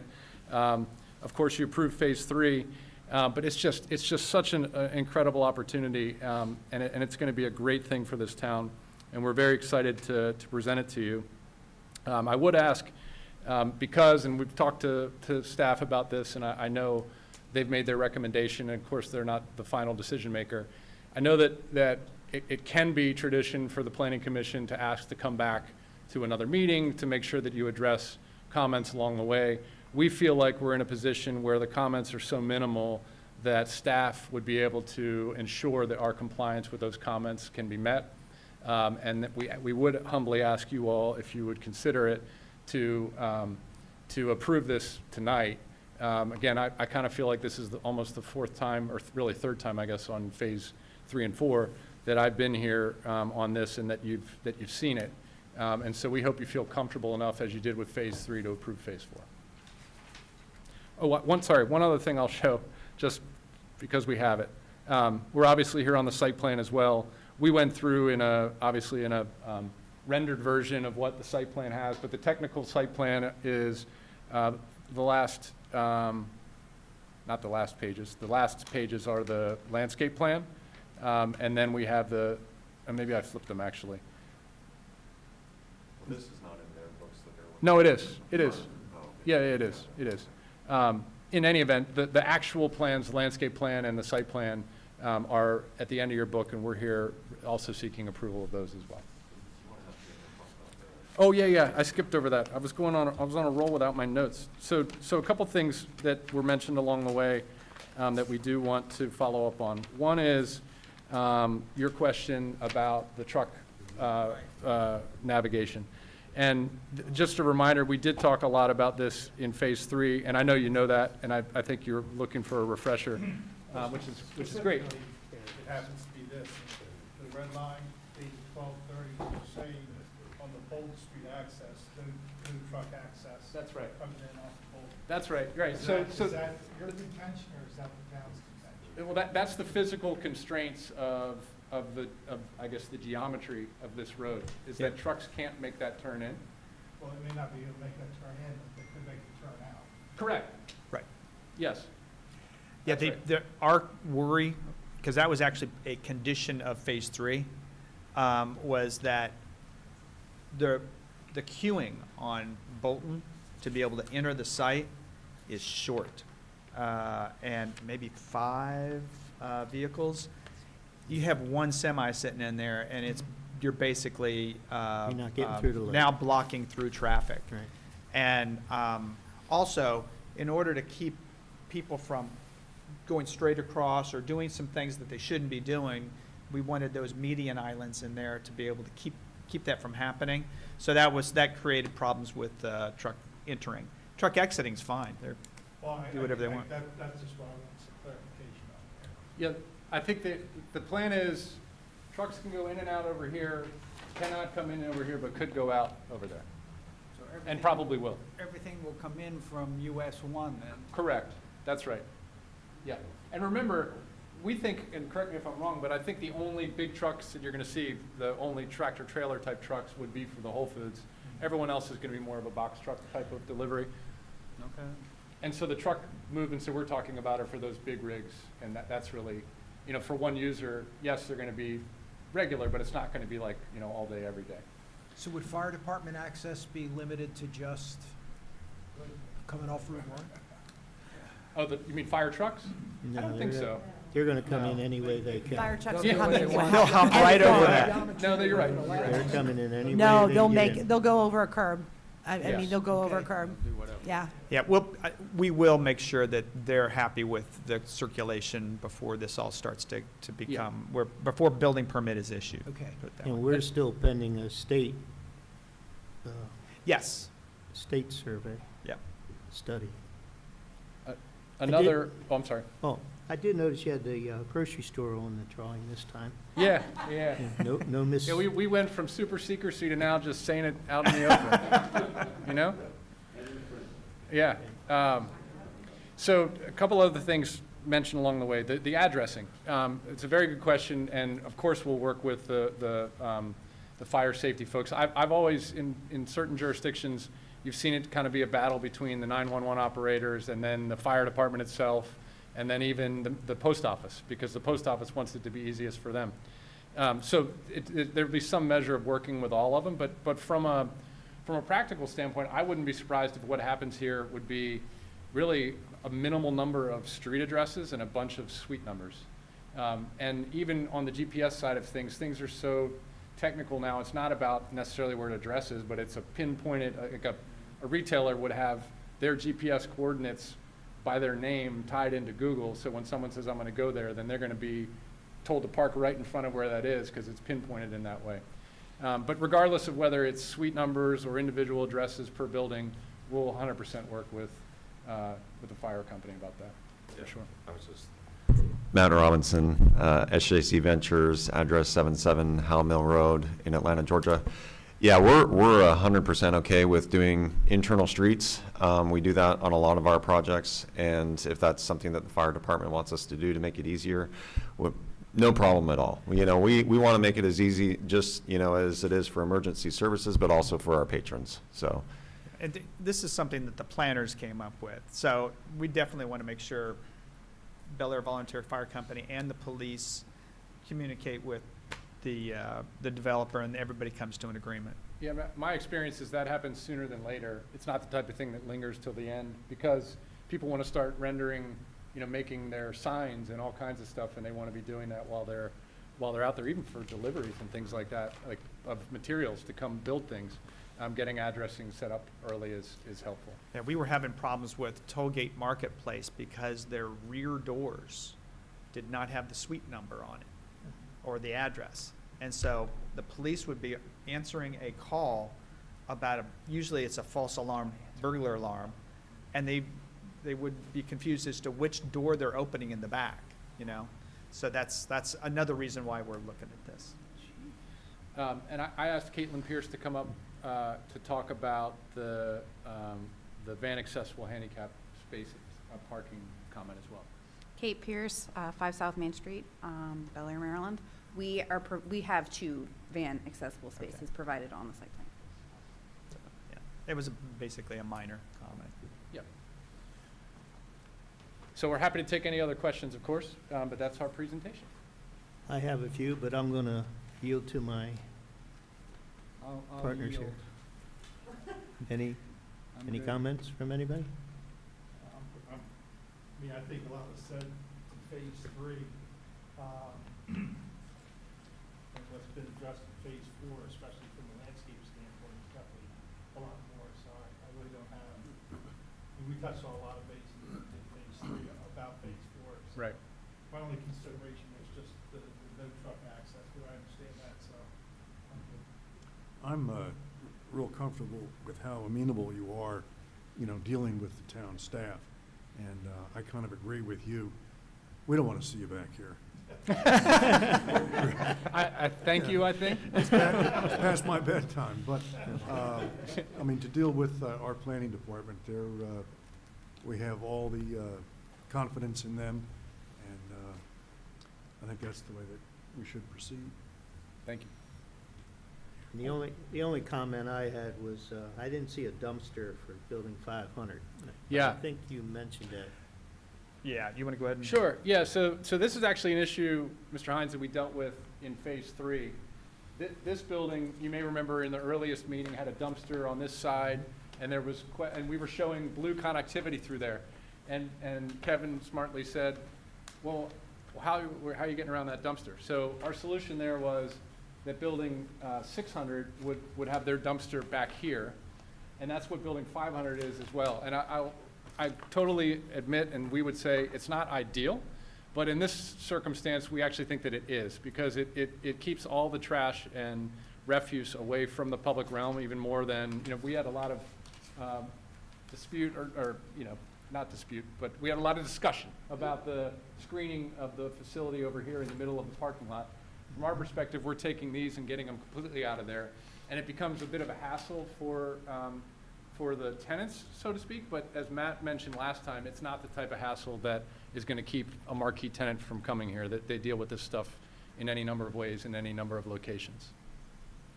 And the only other item I had, I'll hit on this again, is traffic and pedestrian crossings on the main strip going through there. Yeah. I take it you're going to add the Yeah. same concept with the flashing lights? Yeah. And the raised walkways through that side? Yeah, so as I well. think that's actually a concept, and it may or may not have come through this way, but it was a concept at the time in Phase 3 that's the intention to do all the way through.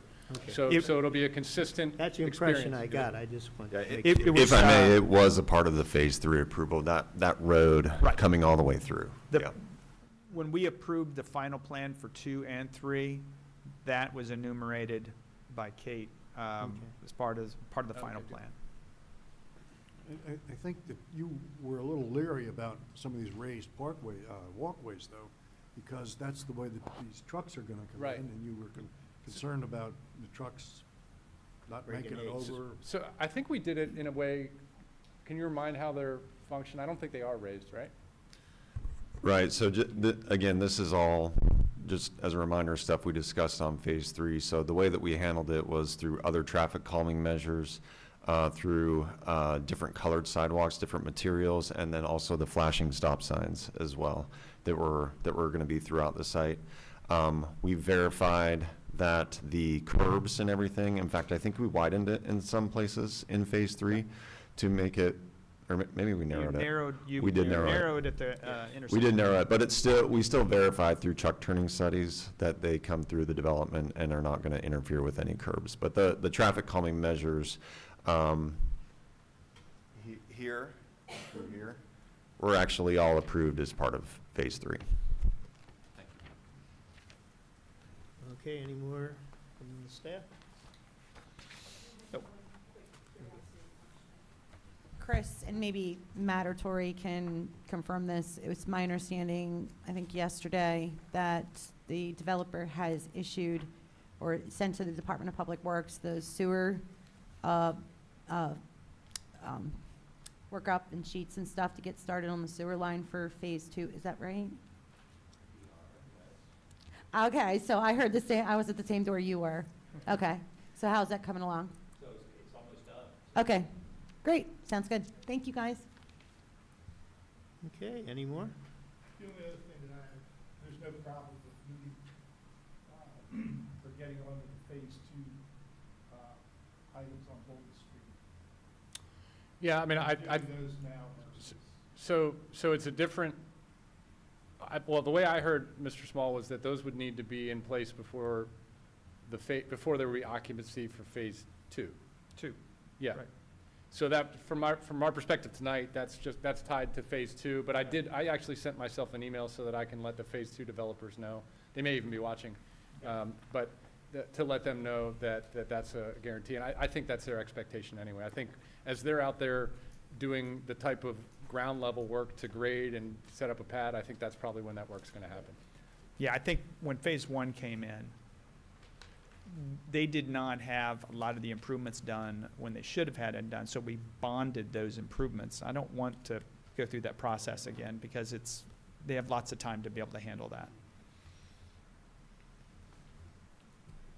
Any Good more comments? presentation, Mr. Mudd. You missed the early versions of this. They were pretty tumultuous evenings up here a couple years ago, but it's been a very interesting process, and I think one that'll reap great rewards for the town in the next couple of years. And Completely agree. following up on your aside, just briefly, what you saw today coming up and how forlorn the mall looked.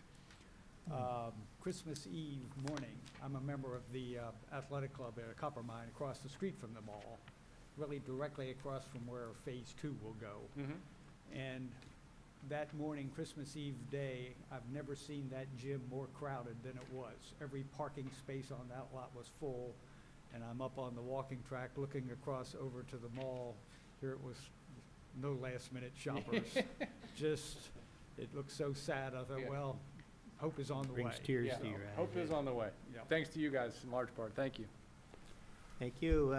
This is the time where anyone else would like to speak out from the community, or anyone else in the audience would like to make any comments. This is your chance. Okay. Okay, I first move that the Planning Commission agrees that the proposed use meets the provisions of the 2022 Comprehensive Plan as required by Town Code Section 16519. All in favor? Aye. Now, All opposed? I move the site plan.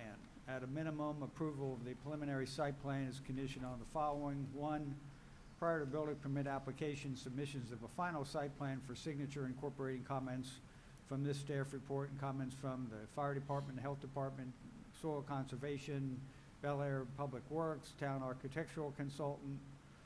Number two, prior to approval of utility construction drawings, applicant must address comments from the Maryland American Water Company.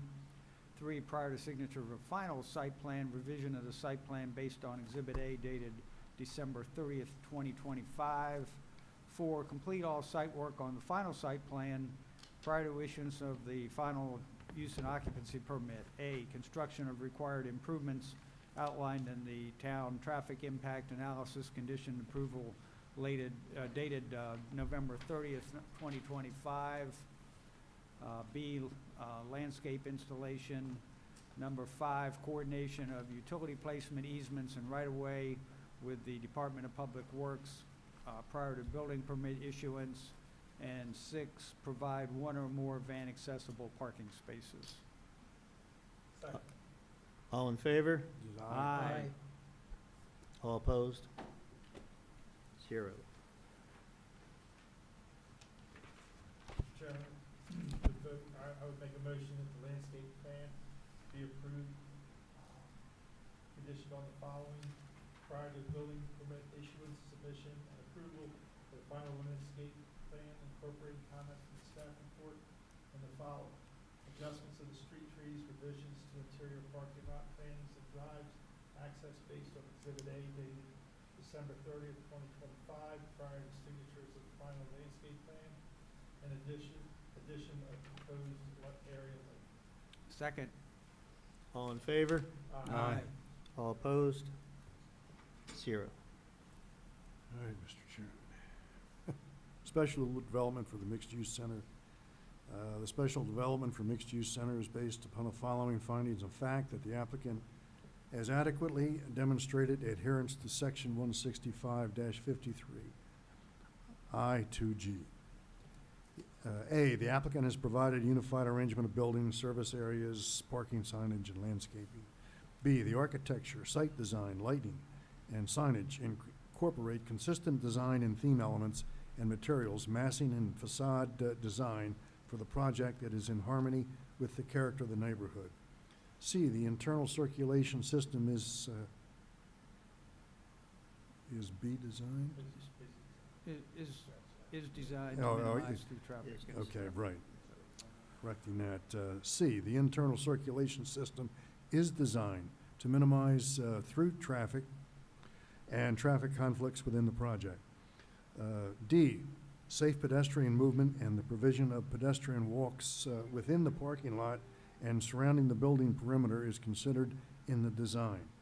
E, all proposed establishments have vehicular service access either from an individual service drive space or from a common service yard. All loading, trash removal, compaction, or similar activities are segregated from public areas and screened from public view. F, signs to identify the use of an occupant will be designed as part of the architectural design of the building. Proposed signage is conditioned for approval of the preliminary plan and is subject to review and approval by the Planning Commission. G, directional and informational signs will be adequately provided and design coordinated. H, center management is responsible for providing on-site security service. I, a traffic and/or parking study was submitted and is under review. J, the owners of all lots have executed and recorded a development agreement with the town providing that all owners acknowledge and agree to be bound by performance standards as an overall scheme of development, outlining all shared elements, granting reciprocal easements to permit each owner to access any other owner's lot or parcel of land for the purposes of compliance with the town code and for either remediating any violation or to comply with the town code for the purposes of any approvals sought by any of the owners of the lot, and agreeing that the town shall permit enforcement of any portion of the town code upon one or more owners of any lot or parcel of land contained within the mixed-use center scheme of development. That's got to be the world's longest sentence. All in favor? Aye. Aye. Opposed? 0. That's all you get. You're more than welcome to come back anytime. Especially from Atlanta, yeah. Yeah, apologies for the AV. No, thanks for making it work. Thank you all very much. Thank you. Thanks for coming. You can stay for cannabis if you want. Okay, thanks, good to see you. Bye-bye. Bye, everybody. Okay. Folks, I just want to remind you, we still got a meeting going, so if you want to have any conversations, just please be courteous and move outside. Thank you all. Okay, under new business, item C. Review of ordinance 851-25, amending the development regulations for cannabis and related uses. All right, Presentation. I'll do a little bit and then I'll have Steve, Okay. yeah. Tag team. What you have is that the town is looking to make sure that our cannabis regulations are consistent with the state's. We cannot be in conflict with the state, and that's been enumerated to town council and from several different sources. What the town board is now looking at is what you received back before Christmas in your package, which is what was introduced in mid-December. We have since done a lot of research on various influences on how to regulate cannabis. One is we looked at 12, 15 other jurisdictions to see how they are handling their regulations regarding cannabis. We also relooked at the state law and tracked down a lot of various codes that would influence how we would do this, including we talked with the liquor board attorneys to make sure that their thoughts are heard. So that you'll see a long list of various jurisdictions and how they handle this. That allowed us to develop a alternative to what has been introduced, one that is a little less invasive, and it's something that I think both Liz Thompson and Steve Chismar will talk about. One last thing that we did include is we did a little map that shows what parcels would be eligible for a cannabis business, depending on, again, this is something that we've done, and we have not ground truthed that, and it's something that we'll be taking care of over the next couple of days. But this was literally finished about 2 hours ago. So that's something for you to kind of reference with regard to Just to how we would clarify, regulate. Kevin, the proposed ordinance would be the same or different for cannabis dispensaries as opposed to liquor stores? They'd be the same, right? Am I Well, reading that correctly or not? That's what we're going to talk that's what about. we'll- Yeah. Yeah, that's what we'll discuss. So, just to give a little background, Senate Bill 215 was signed by the governor back in April of 2025, didn't go into effect until July. Kevin and I sort of had this on the list of things to do. This recently came to a head that required Kevin and I to immediately take action, notify the board, and take some action to get the ordinance started as you originally saw it, okay? One of the key features that's problematic in the state law is, that's not in the ordinance, okay, is the state law provides a political subdivision, which is us, may not adopt an ordinance establishing zoning requirements for licensed dispensaries, or what we refer to as cannabis businesses, that are more restrictive than zoning requirements for a retail dealer licensed under this article. What retail dealer means is anything that has a liquor license, whether it's a restaurant, what we call it a tavern, or a liquor store that does, goes in, buy a package, walk out the door, no on-site consumption. So this has been a constant problem. This is a brand-new law. It has not been tested yet. No one, there's been threats of testing it. And so we're trying to react to this as best we can under the circumstances. So when it was first done, we said, okay, we can't seem to locate any setbacks with respect to alcohol, these retail dealers, as they're referring to them, because they don't just said retail dealers. So basically what we did is we took cannabis setbacks and we applied them moving forward to taverns and liquor stores. We didn't want to create a lot of non-conforming uses, so we put the drop date in. And that kept everyone who is currently operating okay under the old standard. So after further evaluation by the department, multiple conversations that I've had with counsel for the liquor board, as well as some other attorneys who do municipal law, and several of them are like, oh my God, I'm glad you told me about this, because my municipality hasn't taken care of this. This is so new. So we've revised it to suggest to the Board of Town Commissioners that the taverns, liquor stores, for the most part, I think there's a little tweaking that is being recommended to the board, be returned back to the original setbacks that it was under the code. Kevin and I sort of wanted to put in the 100-foot setback from the residential as sort of, okay, look, we're doing that here in cannabis, right? And we're doing it here in the taverns. So that's the justification for that. So it's not in reaction to any of the public outcry. It is simply more information that we have. We're sending it on to the board and making, recommendations for revisions. So. Can a liquor store have a dispensary? That's a good question. That's a good question. I don't see anything in the code currently. I mean, I didn't know what. I don't think the liquor state, board- I don't think the state accommodates that. I don't see anything that would restrict it. Yeah. Either way.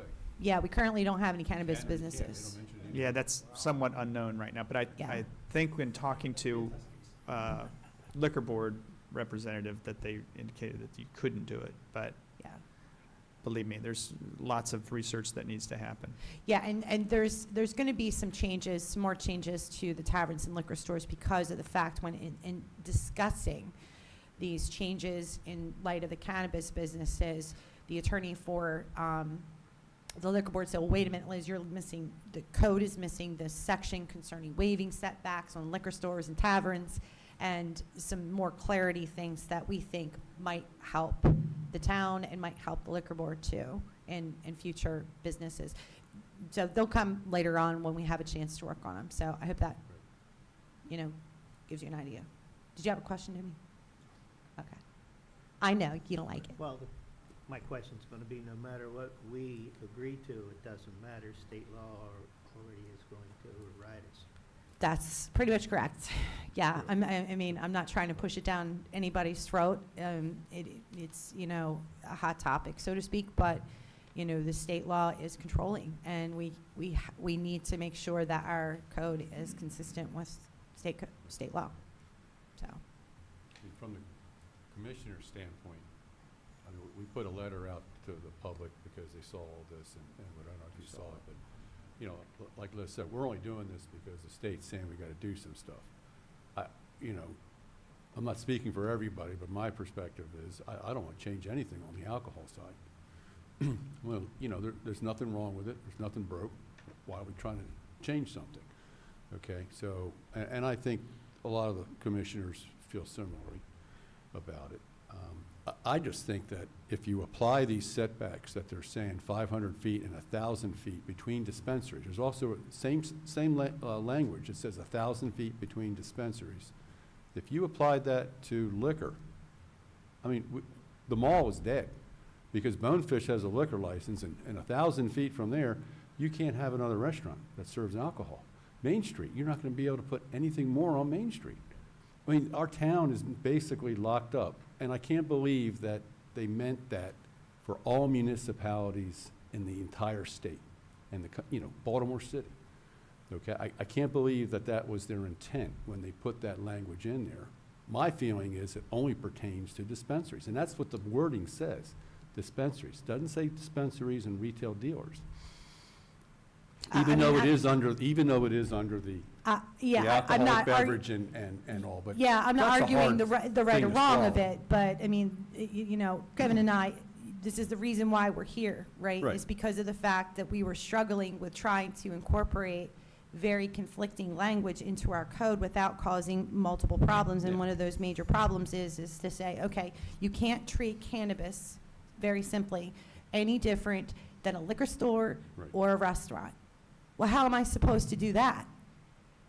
So I gotta change all the setbacks for liquor stores and taverns, and some of which have been there for years, and I'm gonna create all these non-conformities. I don't wanna do that either, because the law says I shouldn't be doing that. So, I think this may be one of those things where, and I hate saying this, because I wish I had a better answer, but we're gonna have to put it through. We're gonna have to stand up and say, no, this is what, we are doing what we were supposed to be doing. And if that means that someone doesn't agree, well, then you're going to have to have a judge tell me I'm wrong. So basically, February 10th is the date that the changes, or is that an arbitrary date? Arbitrary date Arbitrary. based on the Based on timing things of, like- everything Based coming on down. the original. Right. Yeah. So basically, that date would coincide with passing or not passing this. So in other words, if you pass this, you're grandfathering everybody in that's got. Yes, it has an existing Correct. use, yeah. But we may not even be putting that version forward. That's something that you need to look at. Is Yeah. the version that you received back in mid-December preferred, or is the version that you received tonight, which I know, or earlier today, Right. Yeah. is something that is easier to recommend? It's really up to you Right. as far as a recommendation. Yeah, I mean, the second version basically doesn't apply any of those setbacks to the alcoholic beverages. It does add the 100 feet from a residence.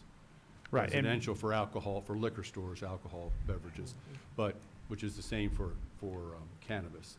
But then the law would we'd only be doing the 500-foot setback for Cannabis. Now, did the new For version schools. deal with the houses of worship for, It added houses of added- worship, yes. which we looked at to make sure that there were no issues that presented themselves. Like, one of the things, if you look at IBC, Mhm. IBC is very close to Emmanuel. It's not within 300 feet, so it is fine. okay. So just to So- clarify why that's being added in, the state law for alcoholic beverages side of that code has two classes that the state law has set out what setbacks are applicable from the liquor point of view. And it's schools, and it is houses of worship. Our current code, without any amendments, did not have any setback to houses of worship. So we're just cleaning that up to make it match the current code. But if you got a house next door, it has a daycare center. Doesn't matter for a liquor store standpoint, doesn't matter. It would matter for a dispensary. Because we could add a daycare center if the town so chose, but it's not required. It's required for the cannabis to have that setback. What's the difference between a liquor store and a dispensary? Liquor store, well, morality-wise, is that what you're asking me? No, I just, Dispensaries for cannabis, Pete. Dispensaries for cannabis, Cannabis, that's the marijuana. word for cannabis dispensary. Yeah. Not a liquor dispensary, yeah. Oh, gotcha. Yeah. When we were growing up, you went to That- the liquor. Right across from the firehouse, yeah. Well, so that's what I was, okay. Yeah, Okay, right now. So dispensary is the cannabis. yes, sir. Before I came up, I read on the social media the statement the town put out today, signed by the commissioners, and I thought I understood the thing. Now I'm getting more confused. I'm hearing that the state requires us to have comparable standards for marijuana dispensaries and liquor stores, right? There's language in there that indicates that. It has not been tested, and when we initially put the ordinance in place, we were in a real rush without having. The state has written a Yes. poorly A poor bill. written Correct. law. But it is the Imagine law. that. That's what's in the statute, yes. It's in the law right Yes, now. yeah. Until someone Right. changes it. Yeah. And yet, and we're with this proposal, we want to make it more restrictive for a marijuana dispensary to come in than for a additional liquor store to come in. Correct, and the state law requires Why are we us. doing that? Well, What's I can what tell is you that one- based on? One That's- reason is because if we change the liquor store setbacks, we'll be creating a myriad of non-conforming uses.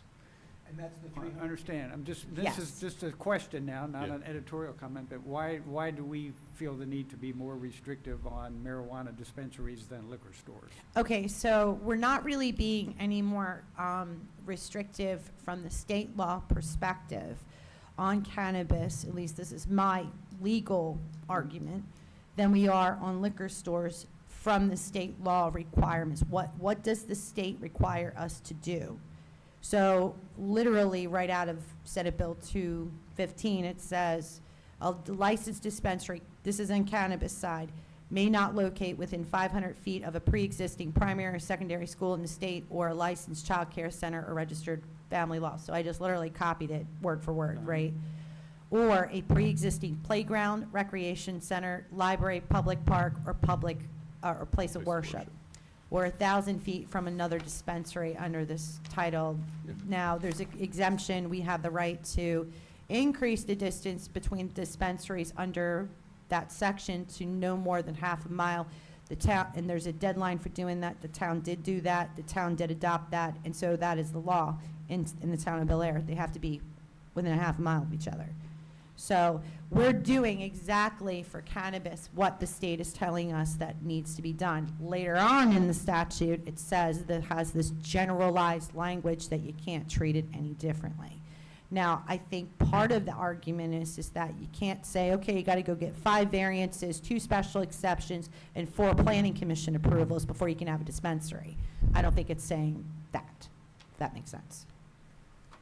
That's what that state was trying to prevent. That's what, yeah, that's Yes. what would be my argument. But basically, if our ordinance says 500 feet, the state says 500 feet, we should be good. We're fine, yeah, If it's a half mile. exactly. Except you're not complying with the other part about being Right. consistent between liquor and Right. cannabis. But that's inconsistent in the sense that if you go and look, Yeah. I mean, look in Baltimore, I guess Baltimore County still has it, but, you know, you have to, or is it Baltimore City, you have to buy your package goods from a bar. Yeah, You can't go to the liquor store on, Right.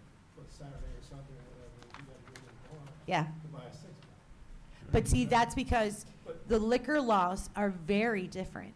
So there is a section for Baltimore County in the state code, there's a section for Hartford County, there's a section for Anne Arundel County, PG County, and like. So when we're changing it or keeping it at 300 feet for a liquor store or tavern, we're keeping it with the Hartford County section of the liquor license. So when For they. municipalities. For municipalities, exactly. So when you talk about that generic language, so we can't treat one more than the other, that's why I love that we found the statute for that the liquor board gave me the statute for Hartford County setbacks, because I'm saying, I don't care what that says. State law for liquor says X, Y, and Z, and that's what I'm gonna do, until you tell me that this generalized language trumps what has already been the law for God knows how long. Yeah, I mean, it sounds to me, I mean, from the state's perspective, they did, you know, they wanted to make it like a liquor store, they should have made, you know, the state, Yeah. the cannabis follows whatever the county's liquor law. Exactly, and they could have, said, you know what, and then that's, Yeah. they That's could the have said that. Yeah, So my argument would be is follow what the state says and let them come after you and say, You're not doing it. Well, then What- fix what- your law, what it right? is. Tell me what your law means, right? well, and that's, if you look at some of those other jurisdictions, they Some kind of have. punt it. They, several of them are like, oh, we'll just follow what the state does, without really looking into what that really means. Yeah. And like, right now, we're going property line to property line for cannabis. Because cannabis has to stay away from a park. Well, a park doesn't have any structures. Yeah. So there's no way to go to a building, because the parks Yeah. typically doesn't have buildings. So, whereas if you look at the liquor store or the taverns, they are building to building. Yeah. So, because they're not trying to keep away from parks in their restrictions. And one of the things is that the state law conflicts within itself. And it's very hard to follow. And I Yeah. think a lot of these other jurisdictions, Whatever. Whatever. We'll figure it out later. Yeah. This cannabis eligibility map, am I reading these blocked-in areas? This would be The area place that's- that in theory, if somebody came and said, I Right. want to open a marijuana dispensary, they would be zoning eligible. Yes, those, That's well, right. yeah.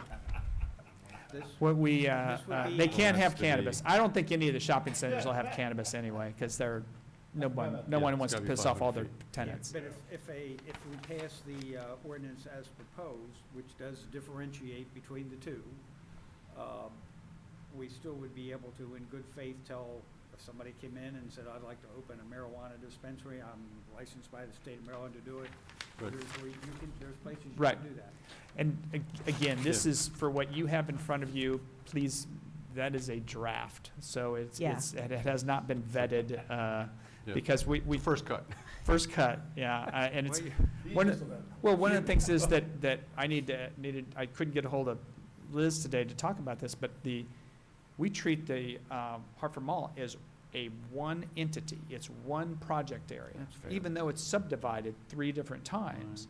So if, the way that the law reads is if you're going property line to property line, you're not going to property line to project area.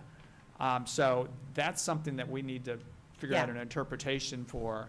And there's, a few other minor things, but for the most part, we can't completely regulate out cannabis. That's Correct. illegal. There's about 20. 40 acres of property. Right. And that's something that you could defend what you're planning to do Yes. by, Yeah. here, we're not blocking them, there's plenty of opportunities Right. right Yes. here. Right. And that, Heck, even over by the new courthouse, you can get it there too. well, they own the land there. Well, if the state wants to do it, that's up to them. That's right.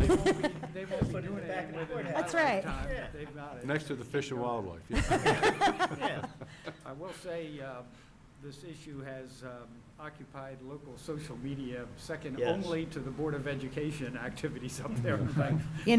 Sometimes when you try to help people, it backfires, and it ends up Yeah. on social media, and that's what happened. Kevin and I tried to help somebody who was in the process, and they took to social media and started running their mouth and saying things that were incorrect. It's very unfortunate. Yes. Sometimes you just can't help people, So the idea was absolutely, and I will say this from the bottom of my heart, from the day Kevin and I started down this road, there was never an intention to stop new taverns and liquor stores from coming into Bel Air.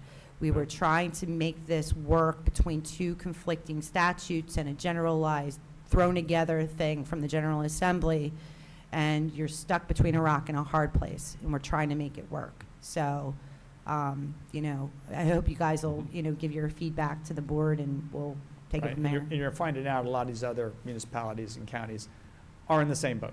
Exactly. They're going, what are you talking about, Senate Bill 215, huh? Oh, I didn't know about that. Right. The governor passed it in April of 2025, and it became effective in July of 2025. So we're just, yeah. And I wouldn't be We're just still surprised. trying to update. I wouldn't be surprised. compliance. It's kind of trickled out, like, cannabis went legal, and then the General Assembly came in, they tweaked some stuff, and then we adopted it, and then they tweaked some stuff again this year, and this is the most recent tweak. Has anybody expressed their desire to open up a dispensary in town? Yes. Yes. You've got a couple calls, actually, since had- it went legal, right? I've had probably 4 or 5 over the last 8 months, Okay. 10 months. And that's also. Most of them It's are, also precipitating why we need to get this straight. Yeah. most Okay. of them are people testing the waters. Sure, looking for an opportunity and Mhm. wanting Yeah. to, Mhm. almost like a pre-development conference. Yeah. Yeah. But with a clear conscience, I couldn't vote for something that would allow it in a residential area. No, and I it don't- shouldn't be in a residential area. Yeah. Oh, yeah, that's, Where? where's that? Yeah, Right there. K Street, Wait a minute, where? Where? right here, North K Street, there's two of them. Hayes Street? Yeah. It's sort of Hayes Street. Right at the corner, larger. right at the corner of, Hayes and Thomas? Yeah. Alice Ann, near there, Right. Thomas Street. The old there. Pepe's lot and catty corner from it. Yeah, I don't Right, know. Old Pepe's and then they. Yeah, But that's one that's of where them the is the old dentist- Pepe's lot, and the Yeah, other that's one the is Right, they're all dentist dentist resident, they're office. not residential within 100 feet, so. Yeah, Yeah. there's not residential. Believe within me, we'd 100 like feet. to make it 500, but that's just not gonna happen. Yeah, we can't Right, do that. we can't do it. Everything, yeah, around that is all commercial. Right. If it was, I would agree with you if it was further in to Yeah. Howard Park. I live right around the corner there. Yeah. I know, Well, you're from around the corner too. around any corner. So So what do you need any, us to do? any recommendations? Any feedback or Feedback? recommendations? I don't see the whole problem with what you guys have written. That is the one from today? Yeah. Yeah. Okay. Just wanted to make sure it was the one. Yeah, yeah, we don't have a choice. Right. I mean, you know, I mean, about the only other thing you could kind of tell us is, you know, if you think the taverns should be tweaked to include other classifications such as parks, or I don't think there's any need to, or there's no complaint or no issue, but, I mean, that's pretty much it, unfortunately. Now, in today's draft, if that's the case, I mean, based on what we heard tonight, and I mean, I made the comment in jest that phase 3 and phase 4 didn't have anything, it wasn't listed on the map, Yeah. but they're talking about a restaurant right there on the corner of Bolton. Mhm. And 24. Yep. And you've got the park right across Caterpillar to it, Yep. it's less than 500 feet. That wouldn't work, right? Then there's no way, you know, somebody's coming in, putting in a restaurant there, so if we go to that extreme, or not extreme. if Yeah. we make it Yeah, 500. exactly. I'm not saying you should, I'm just kind of giving you an idea, because you're like, oh, it's just state law, you know, you know. Plus the 1,000-foot between dispensaries, meaning 1,000 feet now between alcohol establishments. Bonefish has a license. Yeah. I don't think you can open up another restaurant in the mall complex, that whole 30 acres. So, Well, I mean, what- that's why I say that I don't think they really meant that when they passed the law. Some of these will also go away once they start construction on the apartments. Yeah. We're not What's that? showing, until Oh. the apartments are under construction, they're not vested, therefore we can't restrict the areas around the mall. Yeah. Yeah. But as soon as they do, then it's residential and then. And you're, Mhm. yeah. Yep. Right. So this, the Mm. cannabis Good point. is, we're talking about liquor stores and dispensaries. We're Mhm. not talking about taverns. Taverns is a little different, right?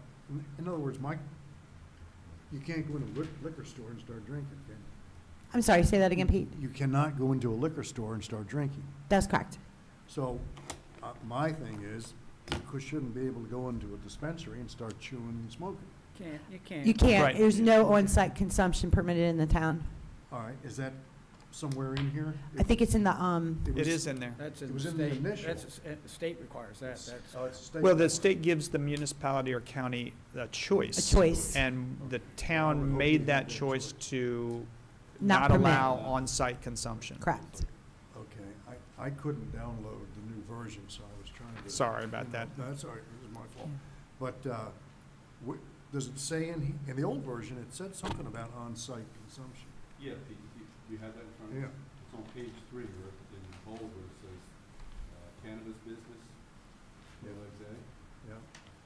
performance standards, and then operation, on-site consumption establishment is prohibited. Yeah, I didn't Okay, think so the did state you- license even Did you allowed. leave that in? they did. that. That's being left in. Okay, oh, good. Yeah. Thank you. Okay, that's not. They do allow if you so choose. It's in on both of them.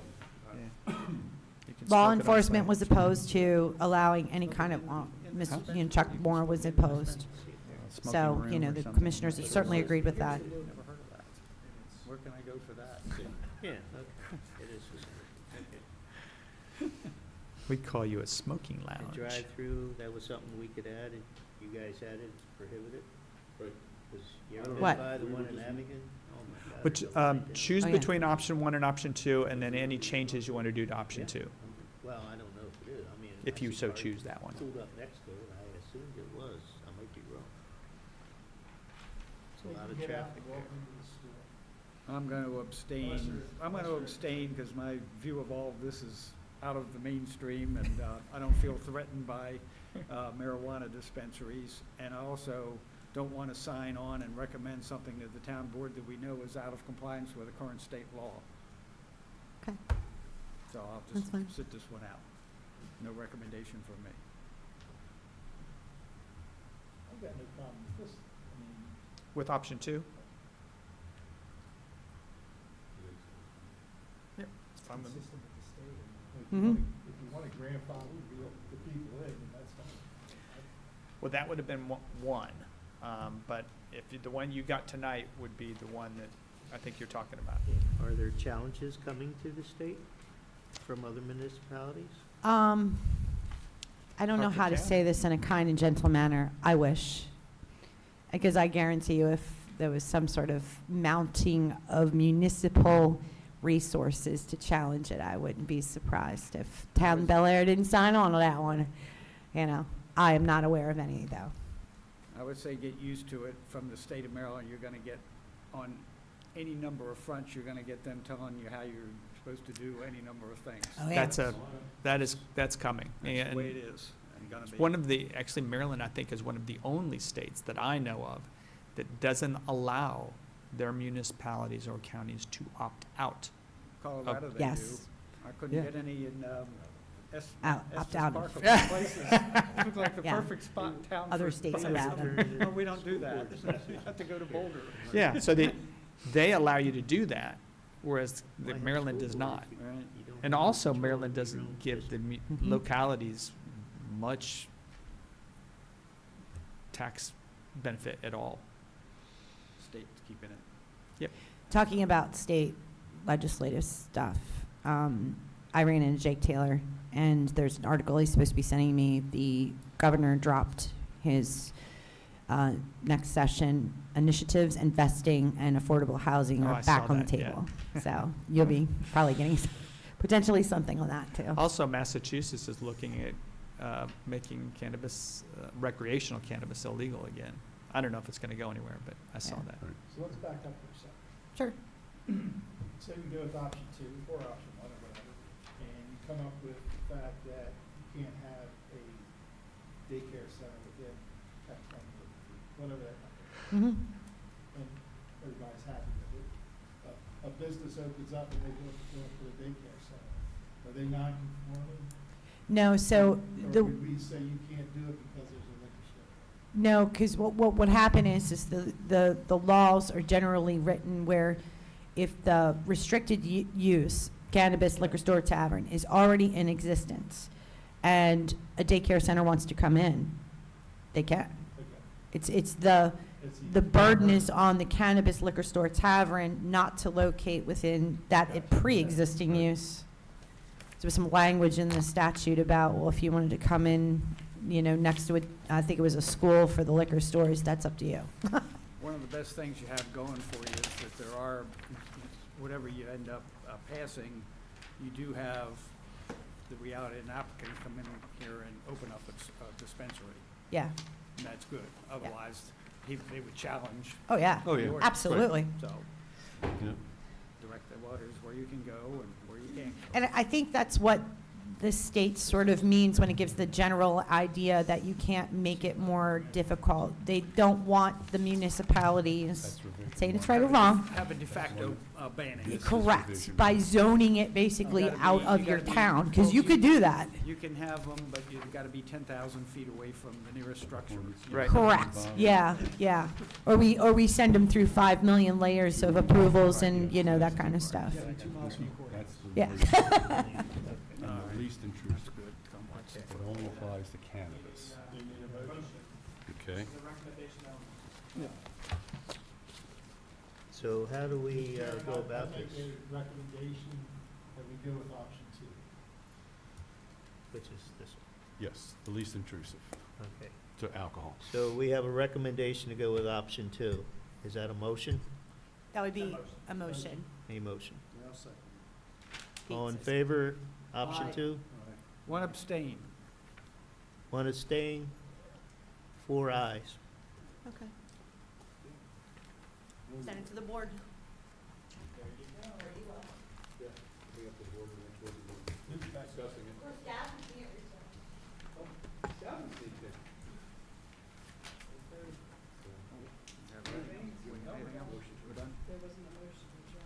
Move for I adjourn. make a motion for adjournment. Second.